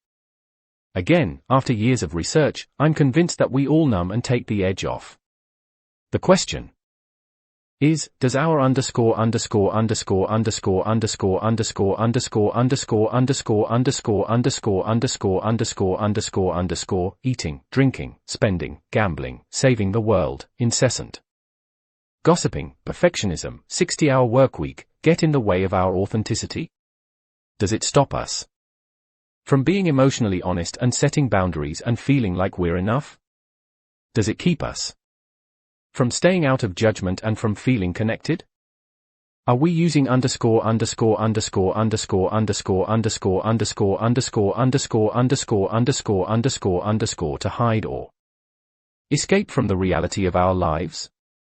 Understanding my behaviors and feelings through a vulnerability lens rather than strictly through an addiction lens changed my entire life. It also strengthened my commitment to sobriety, abstinence, health, and spirituality. I can definitely say, hi. My name is Breen, and today I'd like to deal with vulnerability and uncertainty with an apple fritter, a beer and cigarette, and spending 7 hours on Facebook. That feels uncomfortably honest. When we numb the dark, we numb the light. In another very unexpected discovery, my research also taught me that there's no such thing as selective emotional numbing. There is a full spectrum of human emotions, and when we numb the dark, we numb the light. While I was taking the edge off of the pain and vulnerability, I was also unintentionally dulling my experiences of good feelings, like joy. Looking back, I can't imagine any research finding that has changed what my daily life looks like more than this. Now I can lean into joy, even when it makes me feel tender and vulnerable. In fact, I expect tender and vulnerable. Joy is as thorny and sharp as any of the dark emotions. To love someone fiercely, to believe in something with your whole heart, to celebrate a fleeting moment in time, to fully engage in a life that doesn't come with guarantees. These are risks that involve vulnerability and often pain. When we lose our tolerance for discomfort, we lose joy. In fact, addiction research shows us that an intensely positive experience is as likely to cause relapse as an intensely painful experience. 8. We can't make a list of all of the bad emotions and say, I'm going to numb these, and then make a list of the positive emotions and say, I'm going to fully engage in these. You can imagine the vicious cycle this creates. I don't experience much joy, so I have no reservoir to draw from when hard things happen. They feel even more painful, so I numb. I numb so I don't experience joy. And so on. More on joy is coming in the next chapter. For now, as the sharp edges have started to come back in my own life, I'm learning that recognizing and leaning into the discomfort of vulnerability teaches us how to live with joy, gratitude, and grace. I'm also learning that the uncomfortable and scary leaning requires both spirit and resilience. The most difficult thing about what I'm proposing in this chapter is captured by a question that I get a lot, especially from my colleagues in the academic world: is spirituality a necessary component for resilience? The answer is yes. Feelings of hopelessness, fear, blame, pain, discomfort, vulnerability, and disconnection sabotage resilience. The only experience that seems broad and fierce enough to combat a list like that is the belief that we're all in this together and that something greater than us has the capacity to bring love and compassion into our lives. Again, I didn't find that any one interpretation of spirituality has the corner on the resilience market. It's not about denominations or dogma. Practicing spirituality is what brings healing and creates resilience. For me, spirituality is about connecting with God, and I do that most often through nature, community, and music. Music. We all have to define spirituality in a way that inspires us. Whether we're overcoming adversity, surviving trauma, or dealing with stress and anxiety, having a sense of purpose, meaning, and perspective in our lives allows us to develop understanding and move forward. Without purpose, meaning, and perspective, it is easy to lose hope, numb our emotions, or become overwhelmed by our circumstances. We feel reduced, less capable, and lost in the face of struggle. The heart of spirituality is connection. When we believe in that inextricable connection, we don't feel alone. Dig deep. Get deliberate. A good friend of mine heard this wonderful intention-setting reminder during a 12-step meeting. I love it. It's called the vowel check, EUE. A equals have I been abstinent today? However you define that, I find it a little more challenging when it comes to things like food, work, and the computer. E equals have I exercised today? I equals what have I done for myself today? O equals what have I done for others today? U equals am I holding on to unexpressed emotions today? Y equals yeah. What is something good that's happened today? Get inspired. I'm inspired by this quote from writer and researcher Elizabeth Kubler-Ross. People are like stained glass windows. They sparkle and shine when the sun is out, but when the darkness sets in, their beauty is revealed only if there is a light from within. I really do believe the light that I saw within the resilient people I interviewed was their spirit. I love the idea of being lit from within. Get going. I love daily meditations and prayers. Sometimes the best way for me to get going is quiet prayer. Cultivating gratitude and joy. Letting go of scarcity and fear of the dark. Earlier I mentioned how surprised I was to see certain concepts from my research emerge in pairs or groups. These collections of concepts have created major paradigm shifts for me in terms of the way I think about my life and the choices I make every day. A good example of this is the way that love and belonging go together. Now I understand that in order to feel a true sense of belonging, I need to bring the real me to the table, and that I can only do that if I'm practicing self-love. For years I thought it was the other way around. I'll do whatever it takes to fit in, I'll feel accepted, and that will make me like myself better. Just typing those words and thinking about how many years I spent living that way makes me weary. No wonder I was tired for so long. In many ways, this research has not only taught me new ways to think about how I want to live and love, it's taught me about the relationship between my experiences and choices. One of the most profound changes in my life happened when I got my head around the relationship between gratitude and joy. I always thought that joyful people were grateful people. I mean, why wouldn't they be? They have all of that goodness to be grateful for. But after spending countless hours collecting stories about joy and gratitude, three powerful patterns emerged. Without exception, every person I interviewed who described living a joyful life or who described themselves as joyful, actively practiced gratitude and attributed their joyfulness to their gratitude practice. Both joy and gratitude were described as spiritual practices that were bound to a belief in human interconnectedness and a power greater than us. People were quick to point out the differences between happiness and joy as the difference between a human emotion that's connected to circumstances and a spiritual way of engaging with the world that's connected to practicing gratitude. Gratitude. When it comes to gratitude, the word that jumped out at me throughout this research process is practice. I don't necessarily think another researcher would have been so taken aback, but as someone who thought that knowledge was more important than practice, I found these words to be a call to action. In fact, it's safe to say that reluctantly recognizing the importance of practice sparked my 2007 breakdown spiritual awakening. For years, I subscribed to the notion of an attitude of gratitude. I've since learned that an attitude is an orientation or a way of thinking, and that having an attitude doesn't always translate to a behavior. For example, it would be reasonable to say that I have a yoga attitude. The ideals and beliefs that guide my life are very in line with the ideas and beliefs that I associate with yoga. I value mindfulness, breathing, and the body-mind-spirit connection. I even have yoga outfits. But, let me assure you, my yoga attitude and outfits don't mean jack if you put me on a yoga mat and ask me to stand on my head or strike a pose. As I'm sitting here writing this, I've never practiced yoga.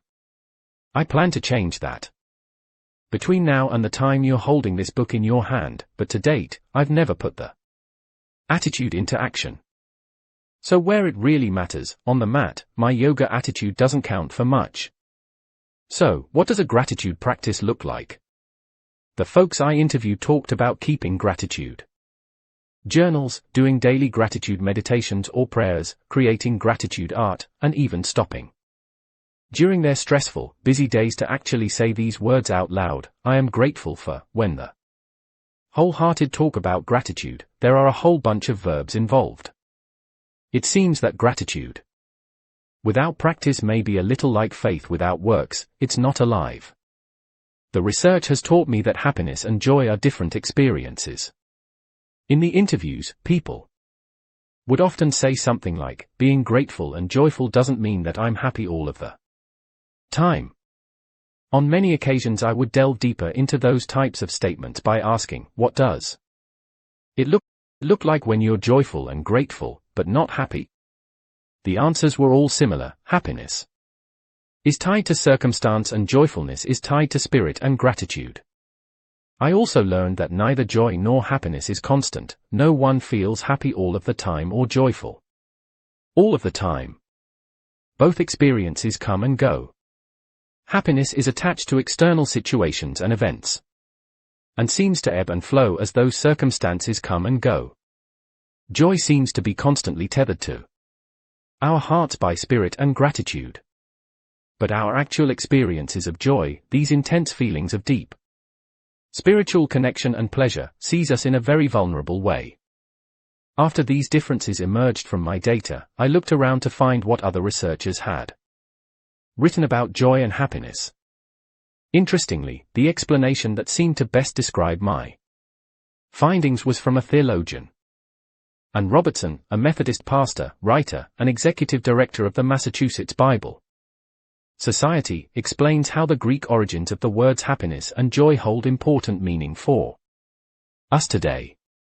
She explains that the Greek word for happiness is makarios, which was used to describe the freedom of the rich from normal cares and worries, or to describe a person who received some form of good fortune, such as money or health.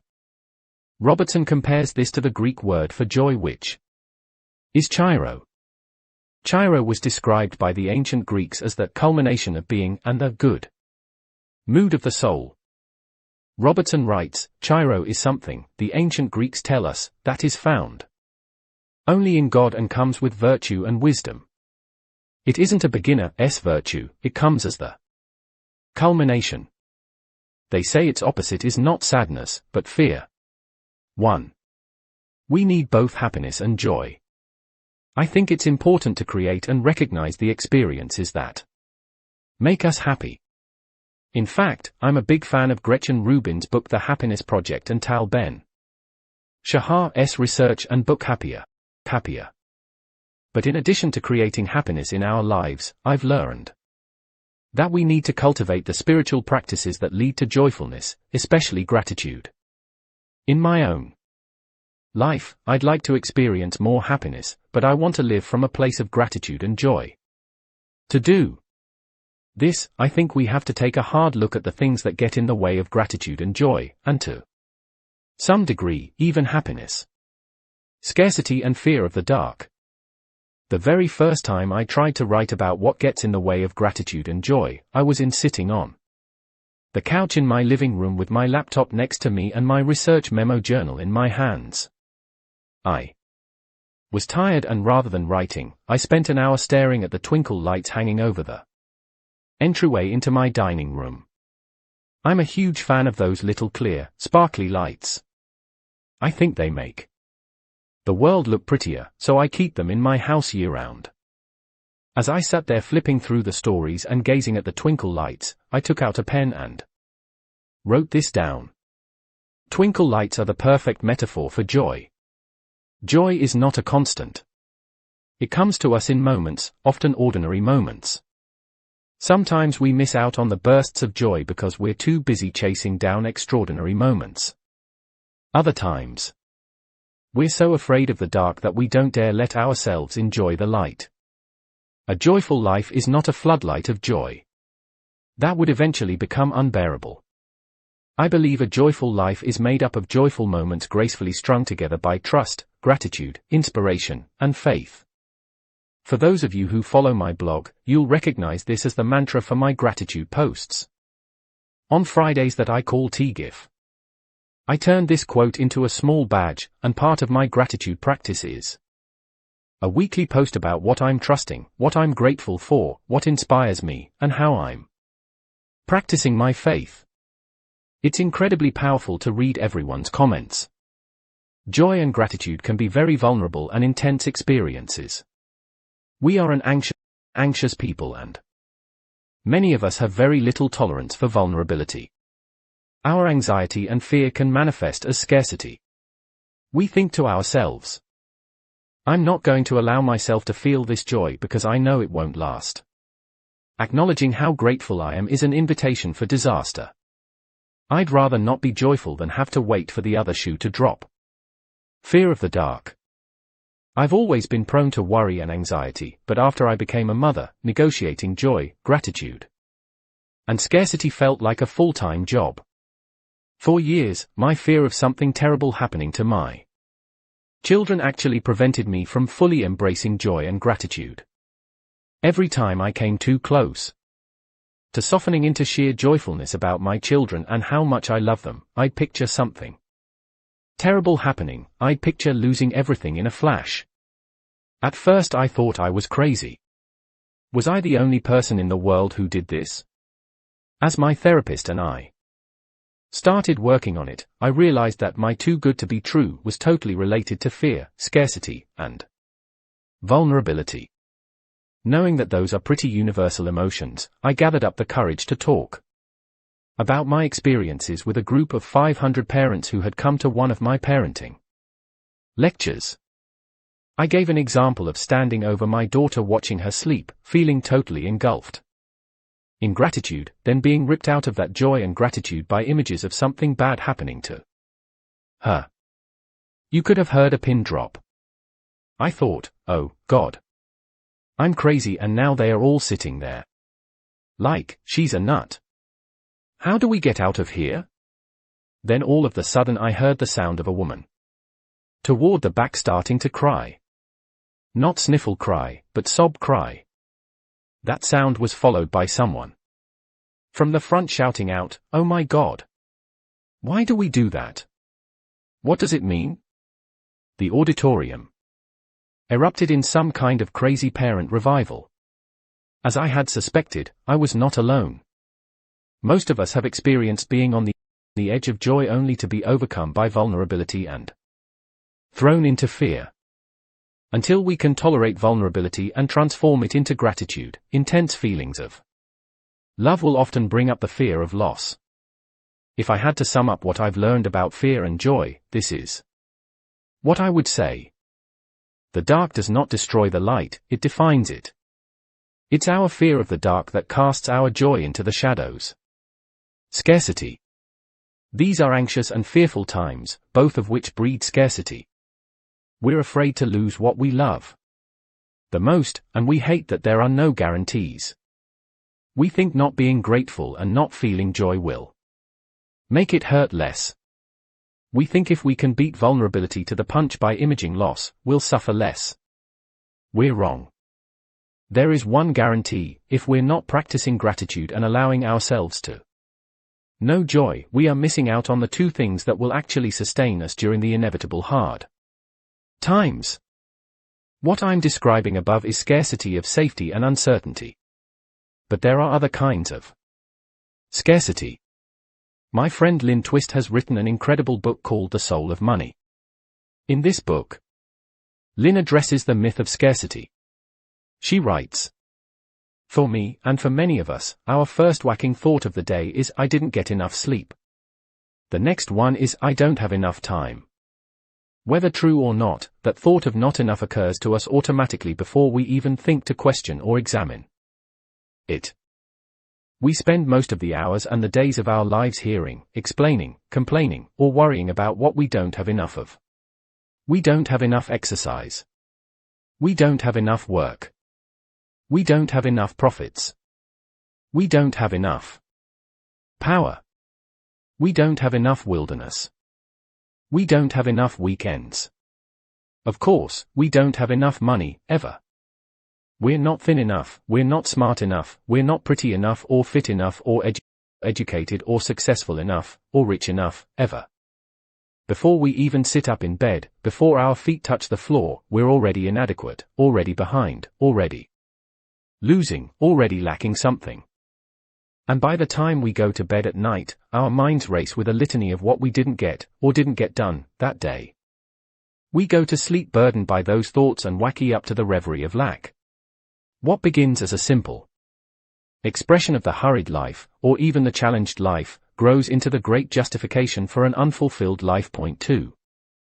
As I read this passage, it makes total sense to me why we're a nation hungry for more joy, because we're starving from a lack of gratitude. Lynn says that addressing scarcity doesn't mean searching for abundance but rather choosing a mindset of sufficiency. We each have the choice in any setting to step back and let go of the mindset of scarcity. Once we let go of scarcity, we discover the surprising truth of sufficiency. By sufficiency, I don't mean a quantity of anything. Sufficiency isn't 2 steps up from poverty, or 1 step short of abundance. It isn't a measure of barely enough or more than enough. Sufficiency isn't an amount at all. It is an experience, a context we generate, a declaration, aka knowing that there is enough, and that we are enough. Sufficiency resides inside of each of us, and we can call it forward. It is a consciousness, an attention, an intentional choosing of the way we think about our circumstances. Point 3. Scarcity is also great fuel for the gremlins. In my earlier shame research and in this more recent research, I realize how many of us have bought into the idea that something has to be extraordinary if it's going to bring us joy. In I Thought It Was Just Me, I write, we seem to measure the value of people's contributions, and sometimes their entire lives, by their level of public recognition. In other words, worth is measured by fame and fortune. Our culture is quick to dismiss quiet, ordinary, hardworking men and women. In many instances, we equate ordinary with boring or, even more dangerous, ordinary has become synonymous with meaningless. 4. I think I learned the most about the value of ordinary from interviewing men and women who have experienced tremendous loss, such as the loss of a child, violence, genocide, and trauma. The memories that they held most sacred were the ordinary, everyday moments.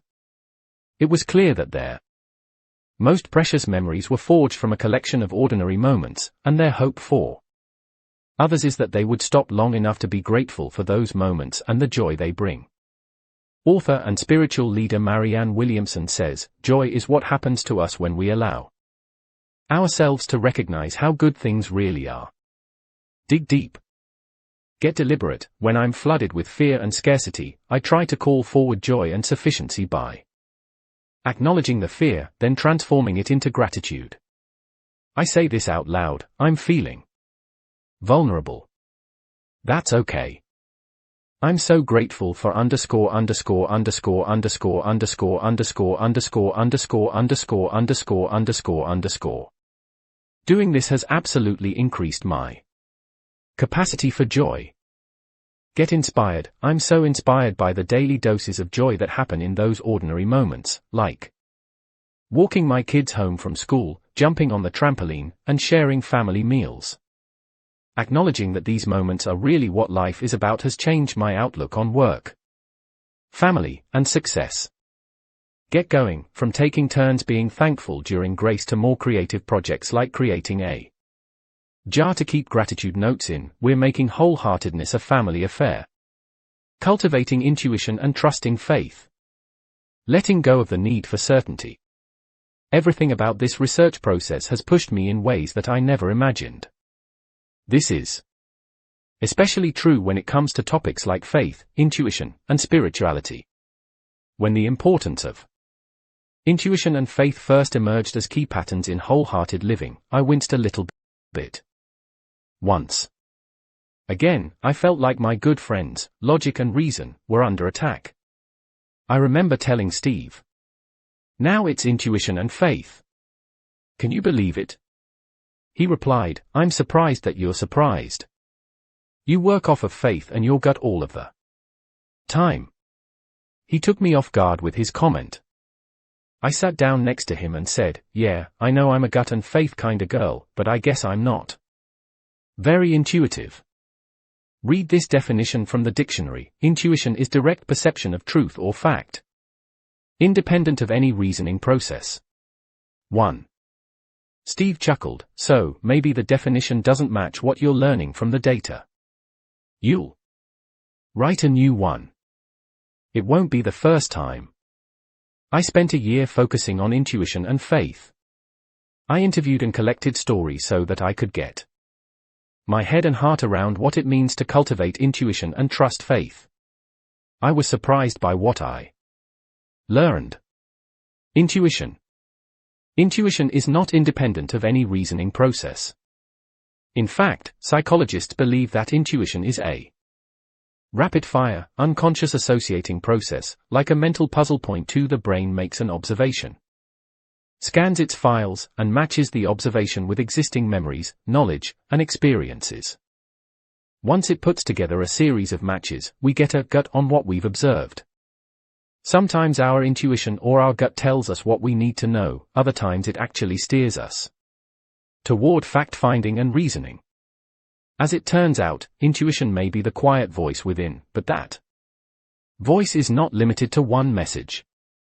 Sometimes our intuition whispers, follow your instincts. Other times it shouts, you need to check this out, we don't have enough information. In my research, I found that what silences our intuitive voice is our need for certainty. Most of us are not very good at not knowing. We like sure things and guarantees so much that we don't pay attention to the outcomes of our brain's matching process. For example, rather than respecting a strong internal instinct, we become fearful and look for assurances from others. What do you think? Should I do it? Do you think it's a good idea, or do you think I'll regret it? What would you do? A typical response to these survey questions is, I'm not sure what you should do. What does your gut say? And there it is. What does your gut say?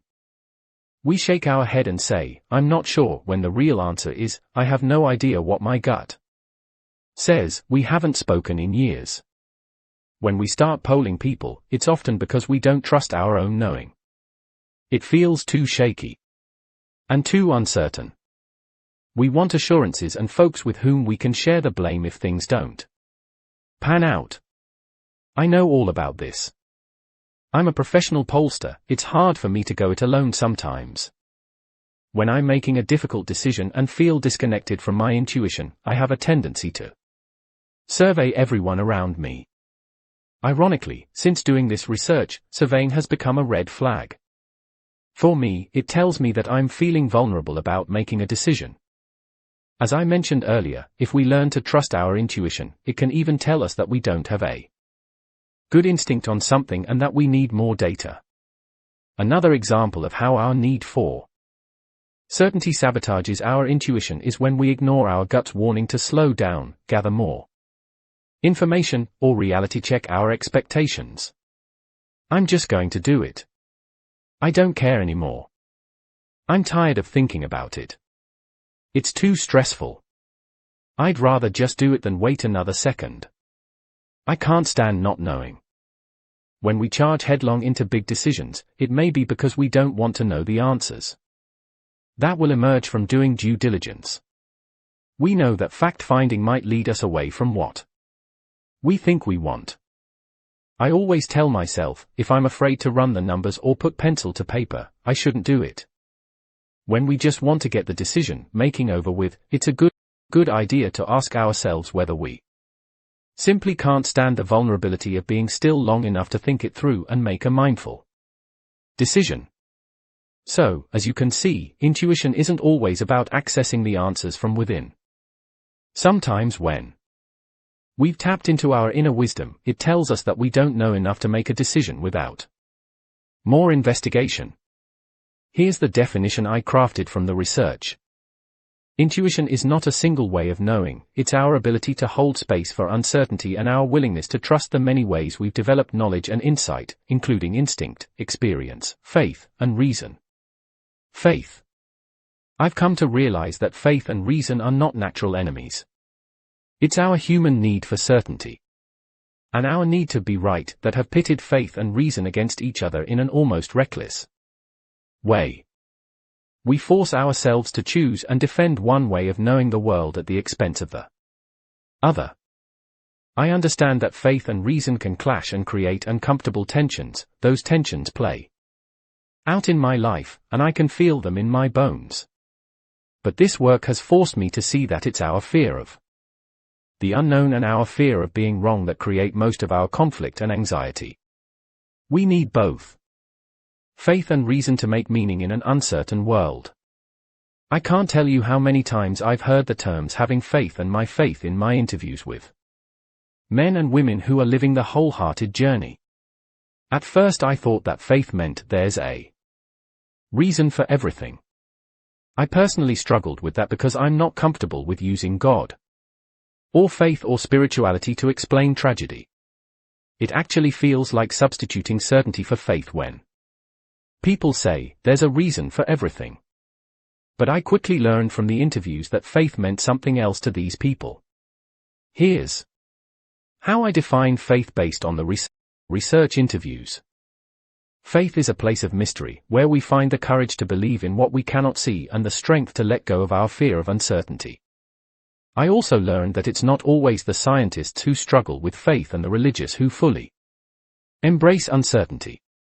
Many forms of fundamentalism and extremism are about choosing certainty over faith. I love this from theologian Richard Rohr. My scientist friends have come up with things like principles of uncertainty and dark holes. They are willing to live inside imagined hypotheses and theories. But many religious folks insist on answers that are always true. We love closure, resolution, and clarity, while thinking that we are people of faith. How strange that the very word faith has come to mean its exact opposite. 3. Faith is essential when we decide to live and love with our whole hearts in a world where most of us want assurances before we risk being vulnerable and getting hurt. To say, I'm going to engage wholeheartedly in my life requires believing without seeing. Dig deep. Get deliberate. Letting go of certainty is one of my greatest challenges. I even have a physical response to not knowing. It's anxiety and fear and vulnerability combined. That's when I have to get very quiet and still. With my kids and my busy life, that can mean hiding in the garage or driving around the block. Whatever it takes, I have to find a way to be still so I can hear what I'm saying. Get inspired. The process of reclaiming my spiritual and faith life was not an easy one, hence the 2007 breakdown Spiritual Awakening. There's a quote that literally cracked open my heart. It's from a book by Anne Lamott. The opposite of faith is not doubt, but certainty. For her books about faith and grace inspire me. 5 I'm inspired by and thankful for When the Heart Waits by Sue Monk Kid 6 and Pema Chodron's Comfortable with Uncertainty 7, They Saved Me. And last, I absolutely love this quote from Paulo Coelho's The Alchemist. Intuition is really a sudden immersion of the soul into the universal current of life, where the histories of all people are connected, and we are able to know everything, because it's all written there. 8. Get going. When I'm really scared or unsure, I need something right away to calm my cravings for certainty. For me, the serenity prayer does the trick. God, grant me the serenity to accept the things I cannot change, the courage to change the things I can, and the wisdom to know the difference. Amen. Cultivating calm and stillness. Letting go of anxiety as a lifestyle. After this research first emerged, remember that I made a beeline for my therapist's office. I knew my life was out of balance, and I wanted more of what I was learning about in my study. I also wanted to figure out why I was having dizzy spells whenever I got really anxious and stressed out. I would actually get lightheaded, and the room would start to spin. A couple of times, I literally fell over. The dizziness was new, the anxiety was not. Before I started learning about wholehearted living, I had always been able to manage the competing priorities, the family demands, and the unrelenting Pressure of academic life. In many ways, anxiety was a constant in my life. But as I started developing an awareness about wholehearted living, it's as if my body said, I'm going to help you embrace this new way of living by making it very difficult for you to ignore. Anxiety. If I became too anxiety-ridden, I'd literally have to sit down or risk falling. I remember telling Diana, my therapist, I can't function this way any longer. I really can't. She replied, I know. I see that. What do you think you need? I thought about it for a second and said, I need a way to stay on my feet when I'm really anxious. She just sat there nodding her head and waiting, like therapists do. Waiting and waiting and waiting. Finally, it dawned on me. Oh. I get it. I can't function this way. I can't function in this much anxiety anymore. I don't need to figure out a way to keep going with this level of anxiety, I need to figure out how to be less anxious. That silence thing can be effective. It's a pain in the ass, but nonetheless effective. I used my research to formulate a plan to lessen my anxiety. The men and women I interviewed weren't anxiety-free or even anxiety-averse, they were anxiety-aware. They were committed to a way of living where anxiety was a reality but not a lifestyle. They did this by cultivating calm and stillness in their lives and making these practices the norm. Calm and stillness may sound like the same things, but I learned that they are different and that we need both. Calm. I define calm as creating perspective and mindfulness while managing emotional reactivity. When I think about calm people, I think about people who can bring perspective to complicated situations and feel their feelings without reacting to heightened emotions like fear and anger. When I was pregnant with Ellen, someone gave me a small book called Baby Love, a tradition of calm parenting by Maud Bryt. Bryt's mother, grandmother, and great-grandmother were midwives in Holland, and the book draws on their wisdom. I can still see myself sitting in my brand new glider, with one hand resting on my very pregnant belly and the other hand holding that book. I remember thinking, this is my goal. I want to be a calm parent. Surprisingly, I am a pretty calm parent. Not because it comes naturally to me, but because I practice a lot. I also have an incredible role model in my husband, Steve. By watching him, I've learned about the value of bringing perspective and quiet to difficult situations. I try to be slow to respond and quick to think, do we even have all the information we need to make a decision or form a response. I also stay very mindful about the effect that calm has on an anxious person or situation. A panicked response produces more panic and more fear. As psychologist and writer Harriet Lerner says, anxiety is extremely contagious, but so is calm too. The question becomes, do we want to infect people with more anxiety, or heal ourselves and the people around us with calm? If we choose to heal with calm, we have to commit to practicing calm. Small things matter. 4. Example, before we respond we can count to 10 or give ourselves permission to say, I'm not sure. I need to think about this some more. It's also extremely effective to identify the emotions that are the most likely to spark your reactivity and then practice non-reactive responses. A couple of years ago there was this powerful public service announcement that showed a couple screaming at each other and slamming the door in each other's faces. They were shouting things like, I hate you, and mind your own business, and I don't want to talk to you. As you watched it, you had no idea what or why they kept saying these things, slamming the door, and then starting over. After about 20 seconds of the slamming and yelling, the couple held hands and walked away from screen. One of them says to the other, I think we're ready. The commercial then cut to the announcer, who said something like, talk to your kids about drugs.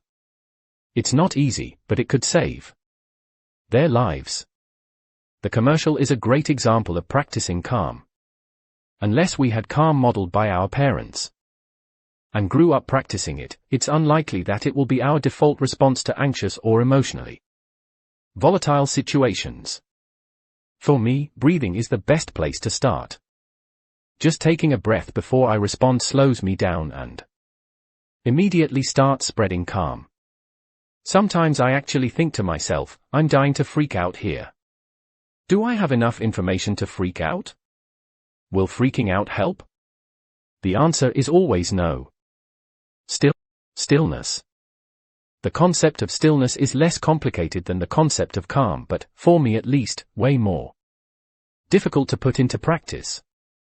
I wish I could tell you how much I resisted even hearing people describe stillness as an integral part of their wholehearted journey. From meditation and prayer to regular periods of quiet reflection and alone time, men and women spoke about the necessity of quieting their bodies and minds as a way to feel less anxious and overwhelmed. I'm sure my resistance to this idea comes from the fact that just thinking about meditating makes me anxious. When I try to meditate, I feel like a total poser. I spend the entire time thinking about how I need to stop thinking. Okay, I'm not thinking about anything. I'm not thinking about anything. Milk, diapers, laundry detergent, stop. Okay, not thinking. Not thinking. Oh, man. Is this over yet? I don't want to admit it, but the truth is that stillness used to be very anxiety-provoking for me. In my mind, being still was narrowly defined as sitting cross-legged on the floor and focusing on that elusive nothingness. As I collected and analyzed more stories, I realized that my initial thinking was wrong. Here's the definition of stillness that emerged from the data. Stillness is not about focusing on nothingness, it's about creating a clearing. It's opening up an emotionally clutter-free space and allowing ourselves to feel and think and dream and question.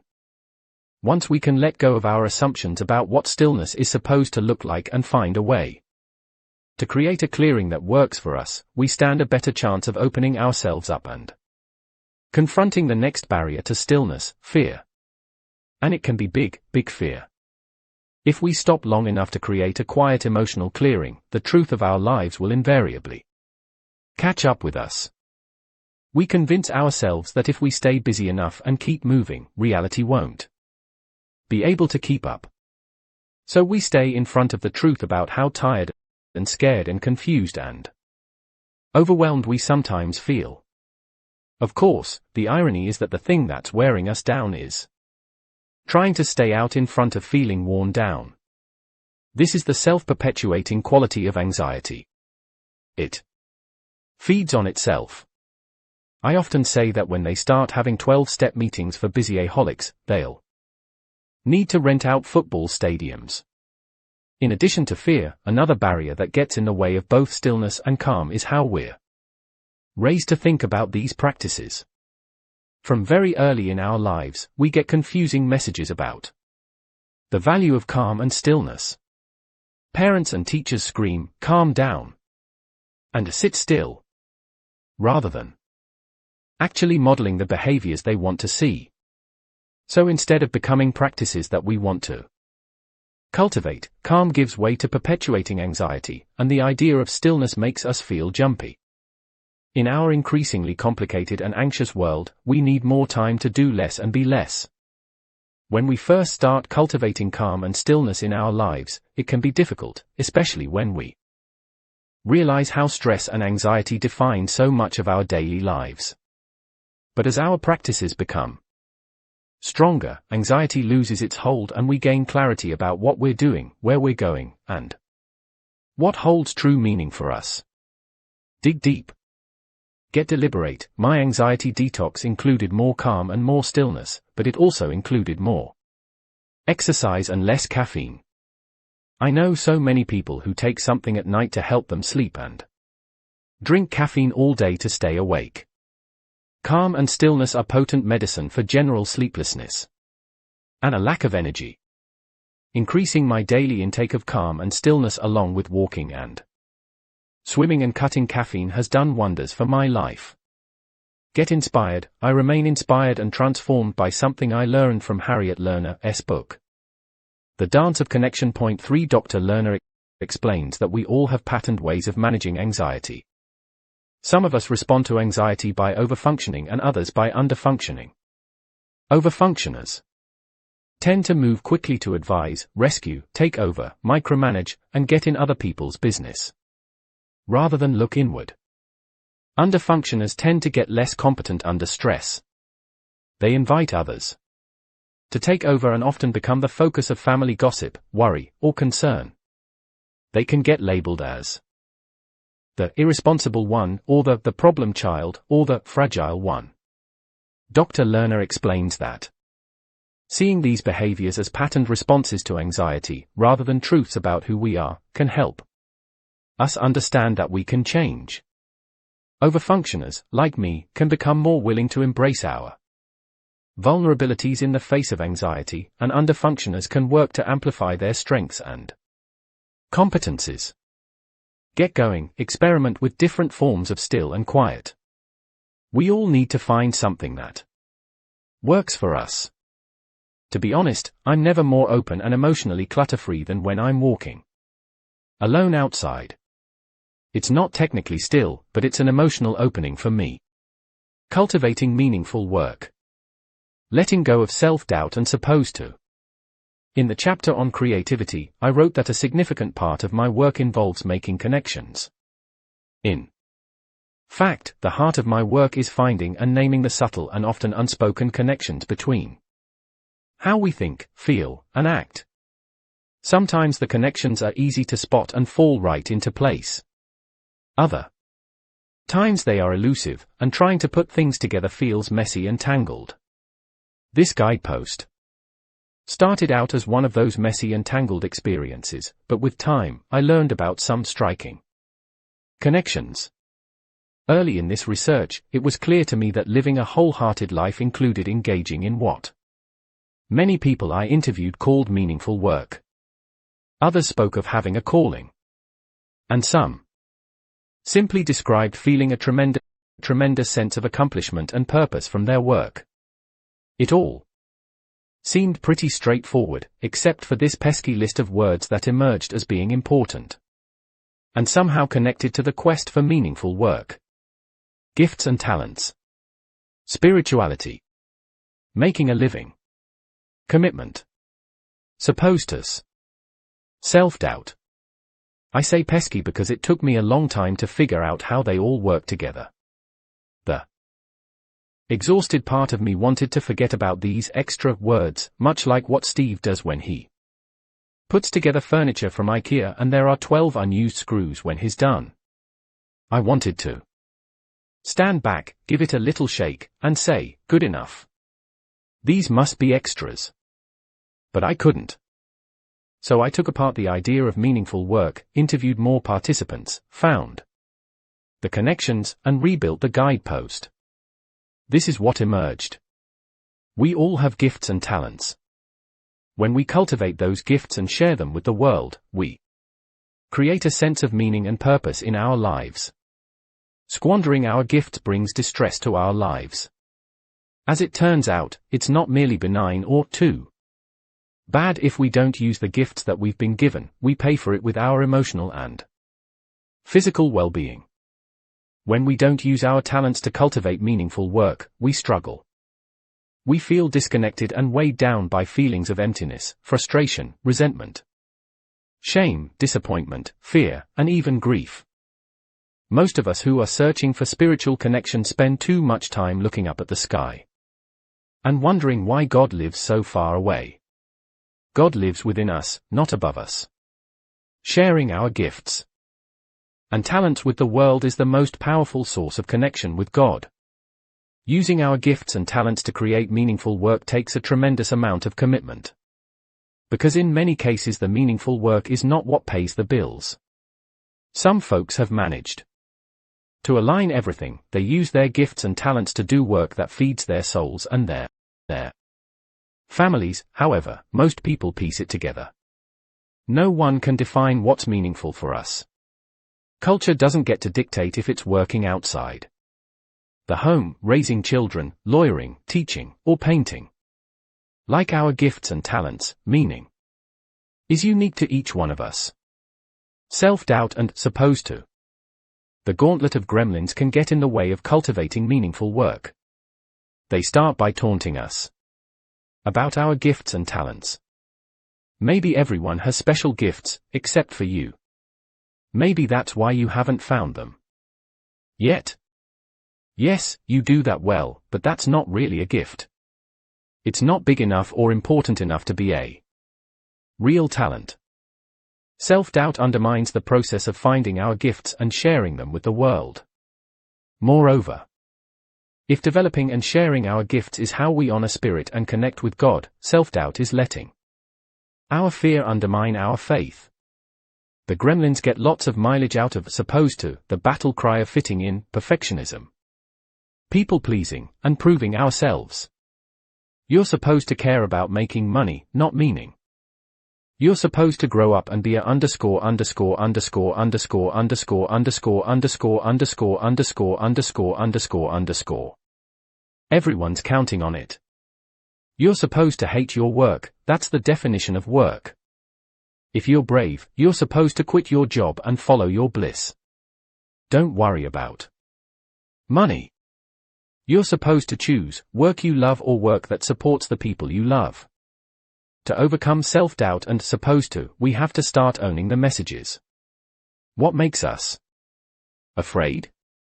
What's on our supposed to list? Who says? Why?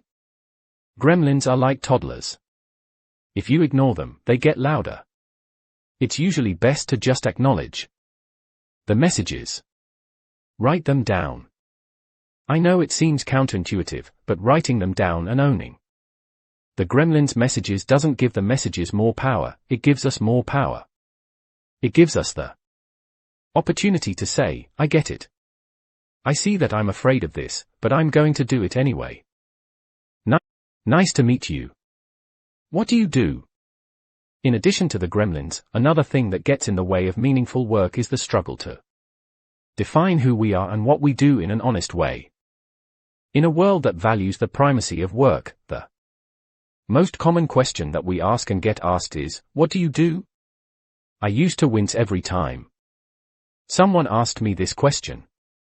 I felt like my choices were to reduce myself to an easily digestible sound bite or to confuse the hell out of people. Now my answer to what do you do is, how much time do you have? Most of us have complicated answers to this question. For example, I'm a mom, partner, researcher, writer, storyteller, sister, friend, daughter, and teacher.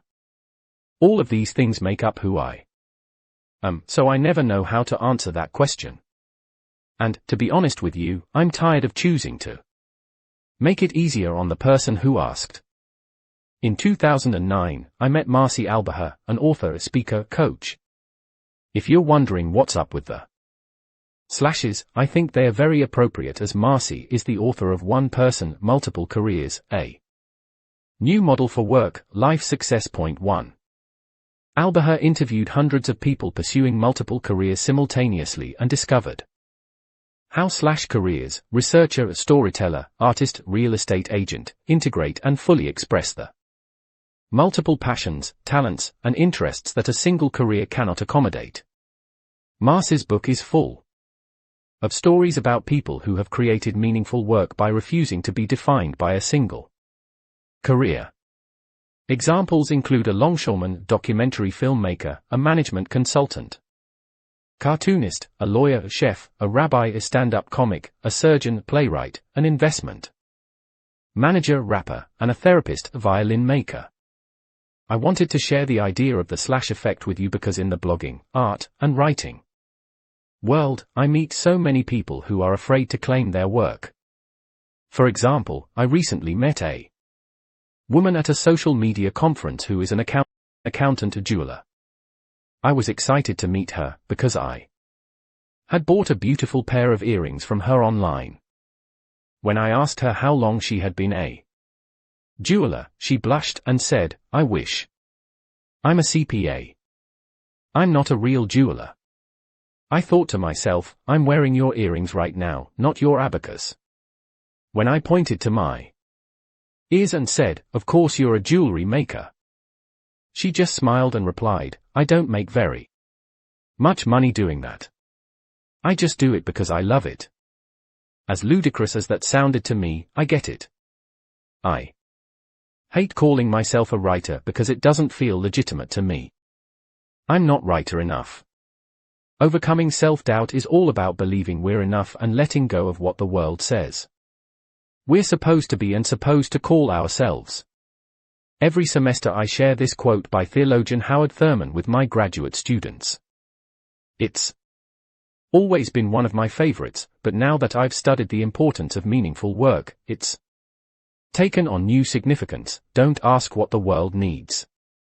Ask what makes you come alive, and go do it. Because what the world needs is people who have come alive. Dig deep. Get deliberate. It can take some time to figure out how to get deliberate about doing meaningful work. I finally got very specific and wrote down my own criteria for meaningful. Right now, just for me, I want my work to be inspiring, contemplative, and creative. I'm using these as a filter to make decisions about what I do, what I commit to, how I spend my time. Get inspired. I highly recommend Marcy Albaher's One Person, Multiple Careers. It includes lots of practical strategies for living the slash. Malcolm Gladwell is also a constant source of inspiration for me. In his book Outliers, Gladwell proposes that there are 3 criteria for meaningful work: complexity, autonomy, and a relationship between effort and reward, and that these can often be found in creative work. Point 2. These criteria absolutely fit with what cultivating meaningful work means in the context of the wholehearted journey. Last, I think everyone should read Paulo Coelho's The Alchemist 3. I try to read it at least once a year.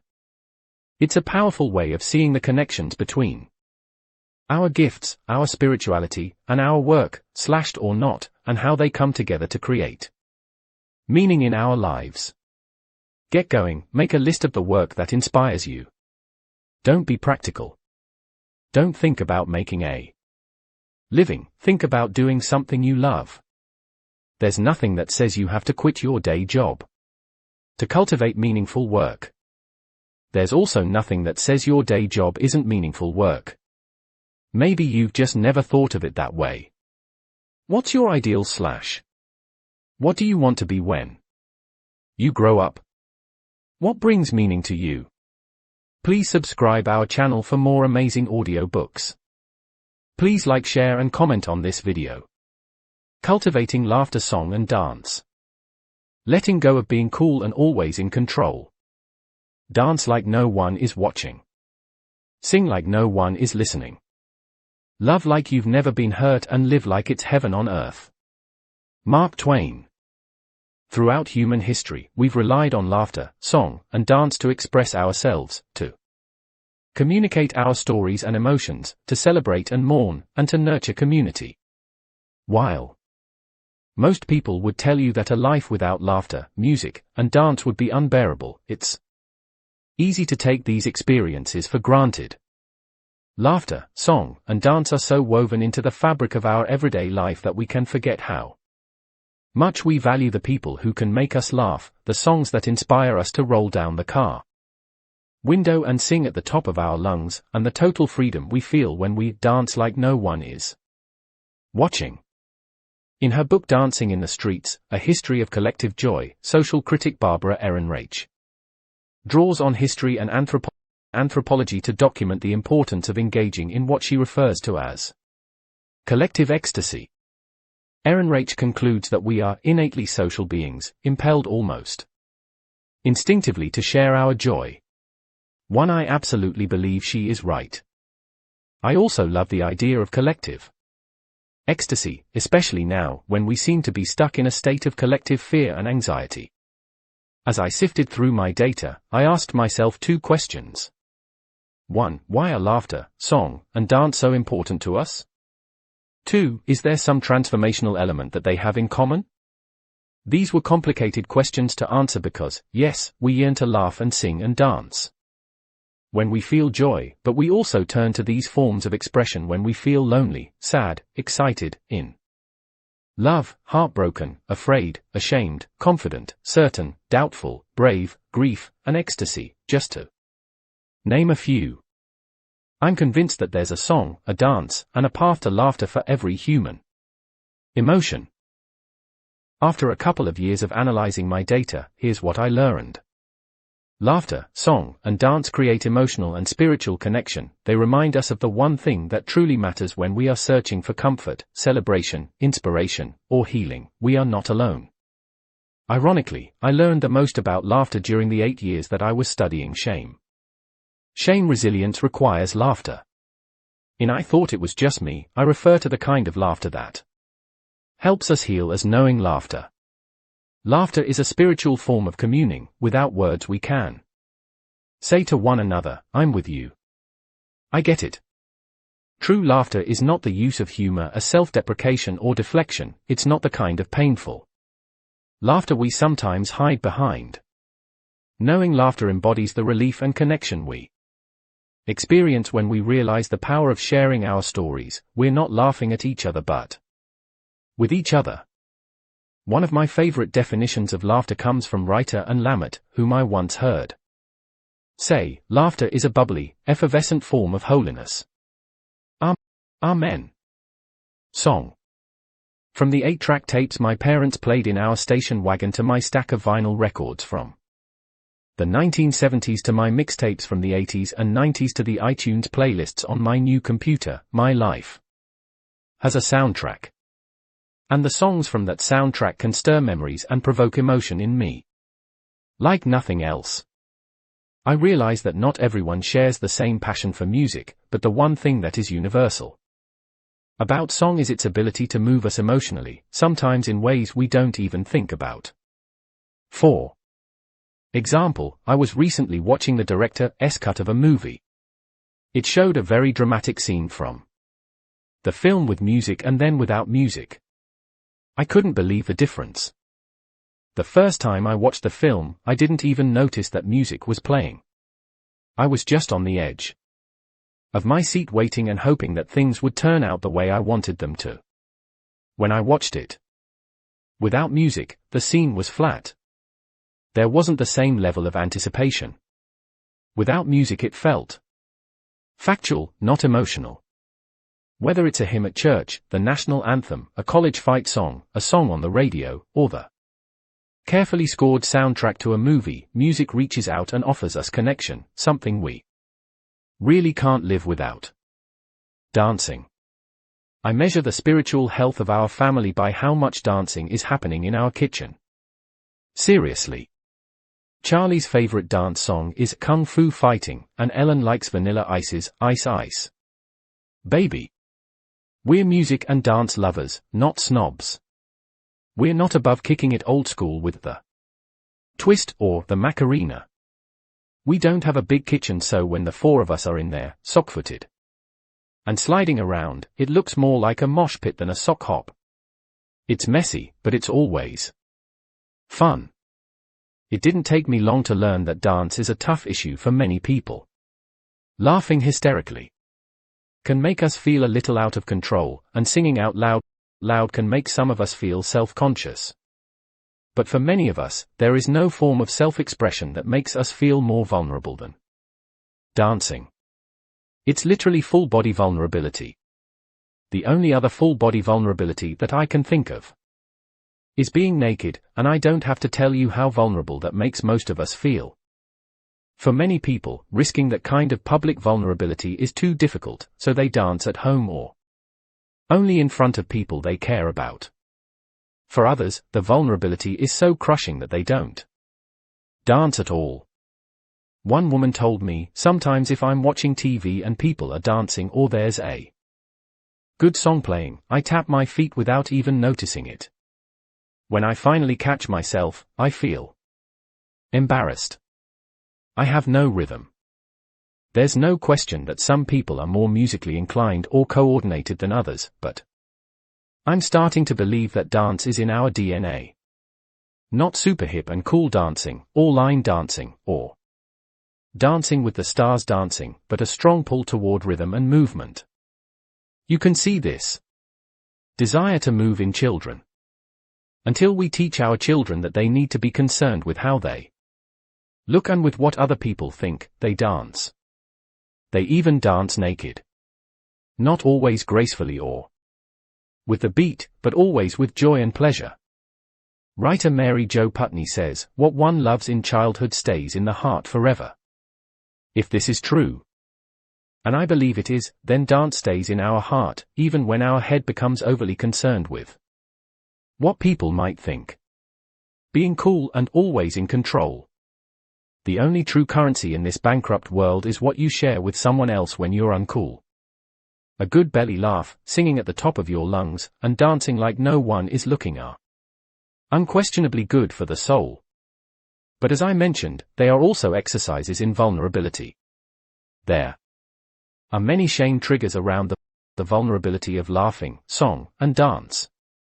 The list includes the fear of being perceived as awkward, goofy, silly, spastic, uncool, out of control, immature, stupid, and foolish. For most of us, this is a pretty scary list.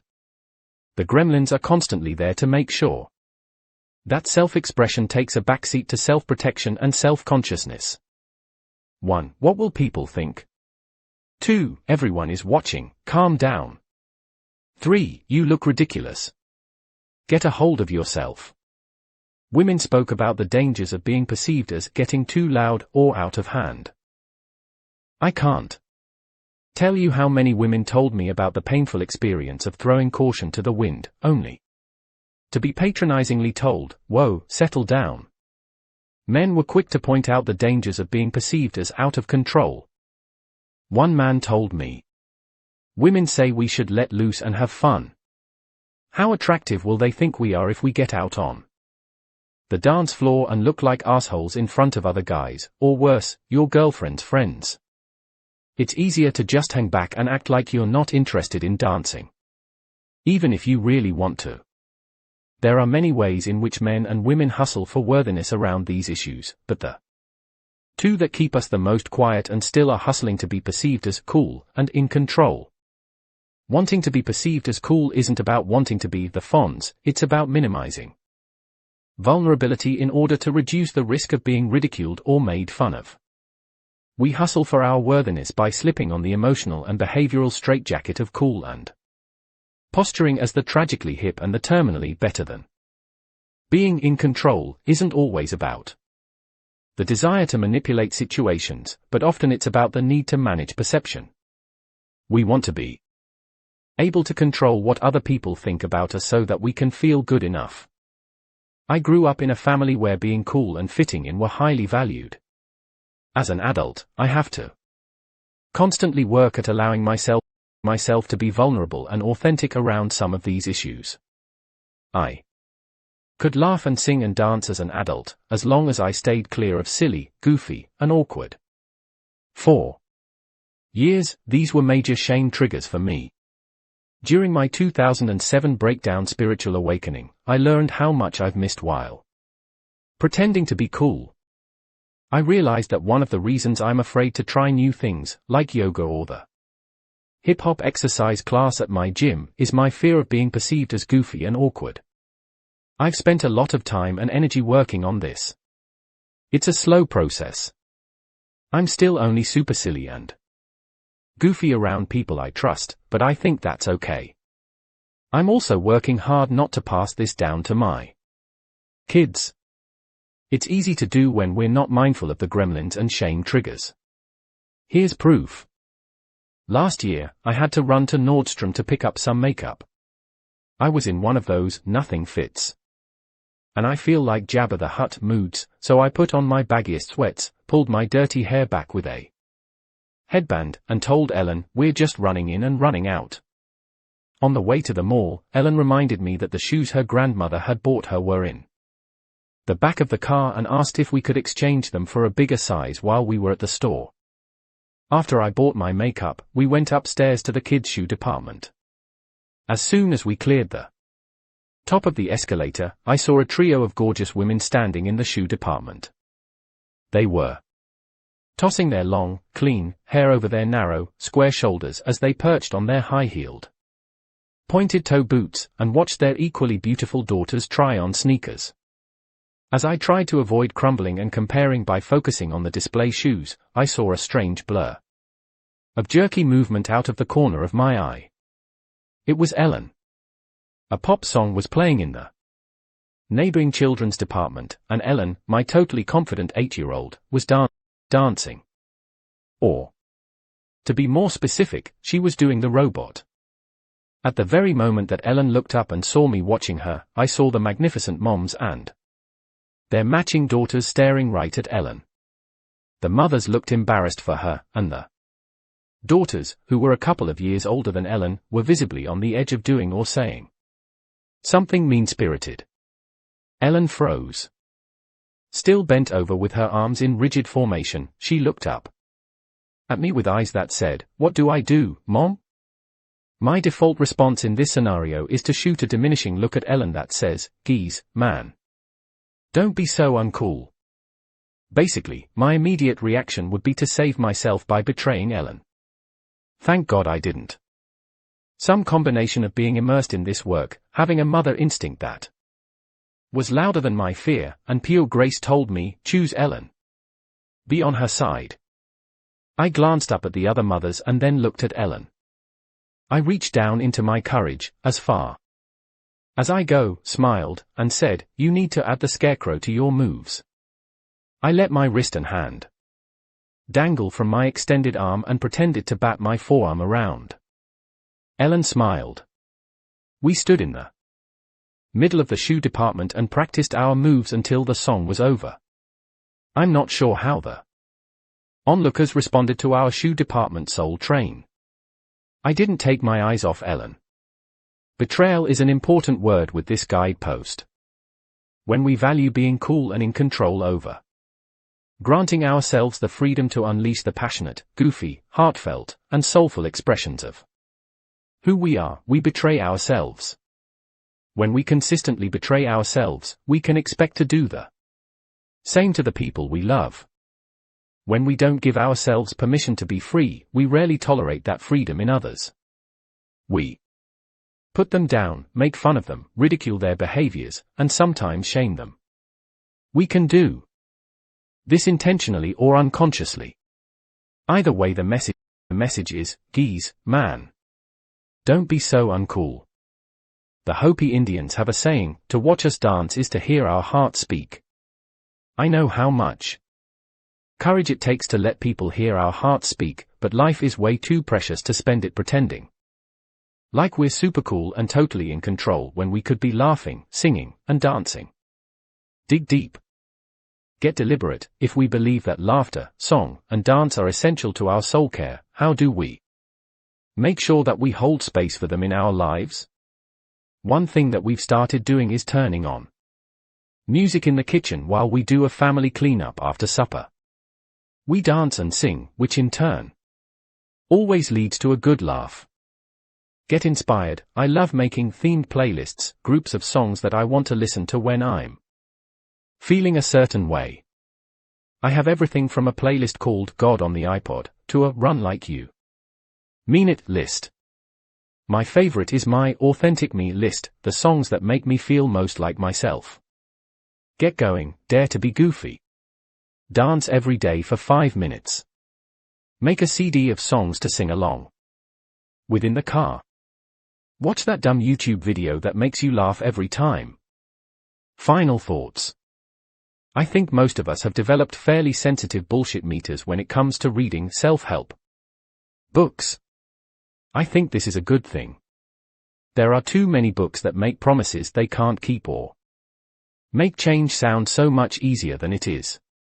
The truth is that meaningful change is a process.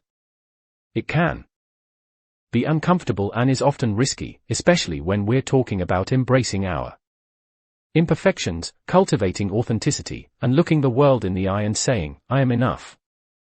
However afraid we are of change, the question that we must ultimately answer is this: what's the greater risk? Letting go of what people think, or letting go of how I feel, what I believe, and who I am? Wholehearted living is about engaging engaging in our lives from a place of worthiness. It's about cultivating the courage, compassion, and connection to wake up in the morning and think, no matter what gets done and how much is left undone, I am enough. It's going to bed at night thinking, yes, I am imperfect and vulnerable and sometimes afraid, but that doesn't change the truth that I am also brave and worthy of love and belonging. It makes sense to me that the gifts of imperfection are courage, compassion, and connection. Because when I think back to my life before this work, I remember often feeling fearful, judgmental, and alone, the opposite of the gifts. I wondered, what if I can't keep all of these balls in the air? Why? Isn't everyone else working harder and living up to my expectations? What will people think if I fail or give up? When can I stop proving myself to everyone? For me, the risk of losing myself felt far more dangerous than the risk of letting people see the real me.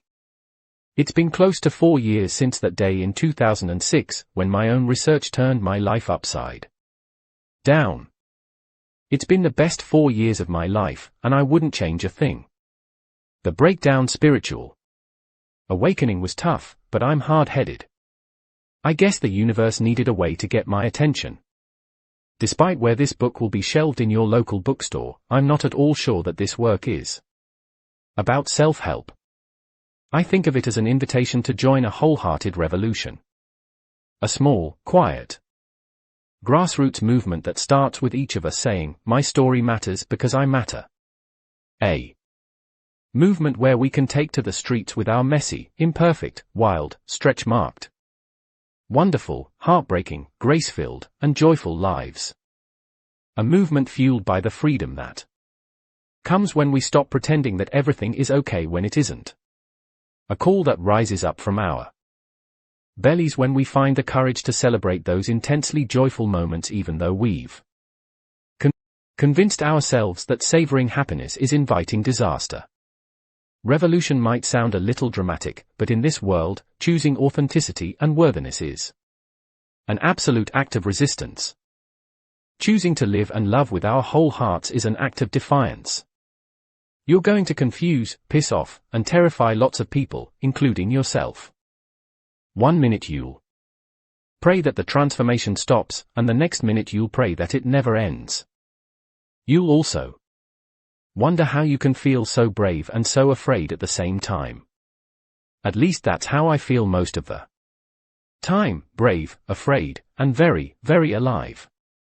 Thank you for listening this book. Please subscribe our channel for more amazing audio books. Please like, share and comment on this video.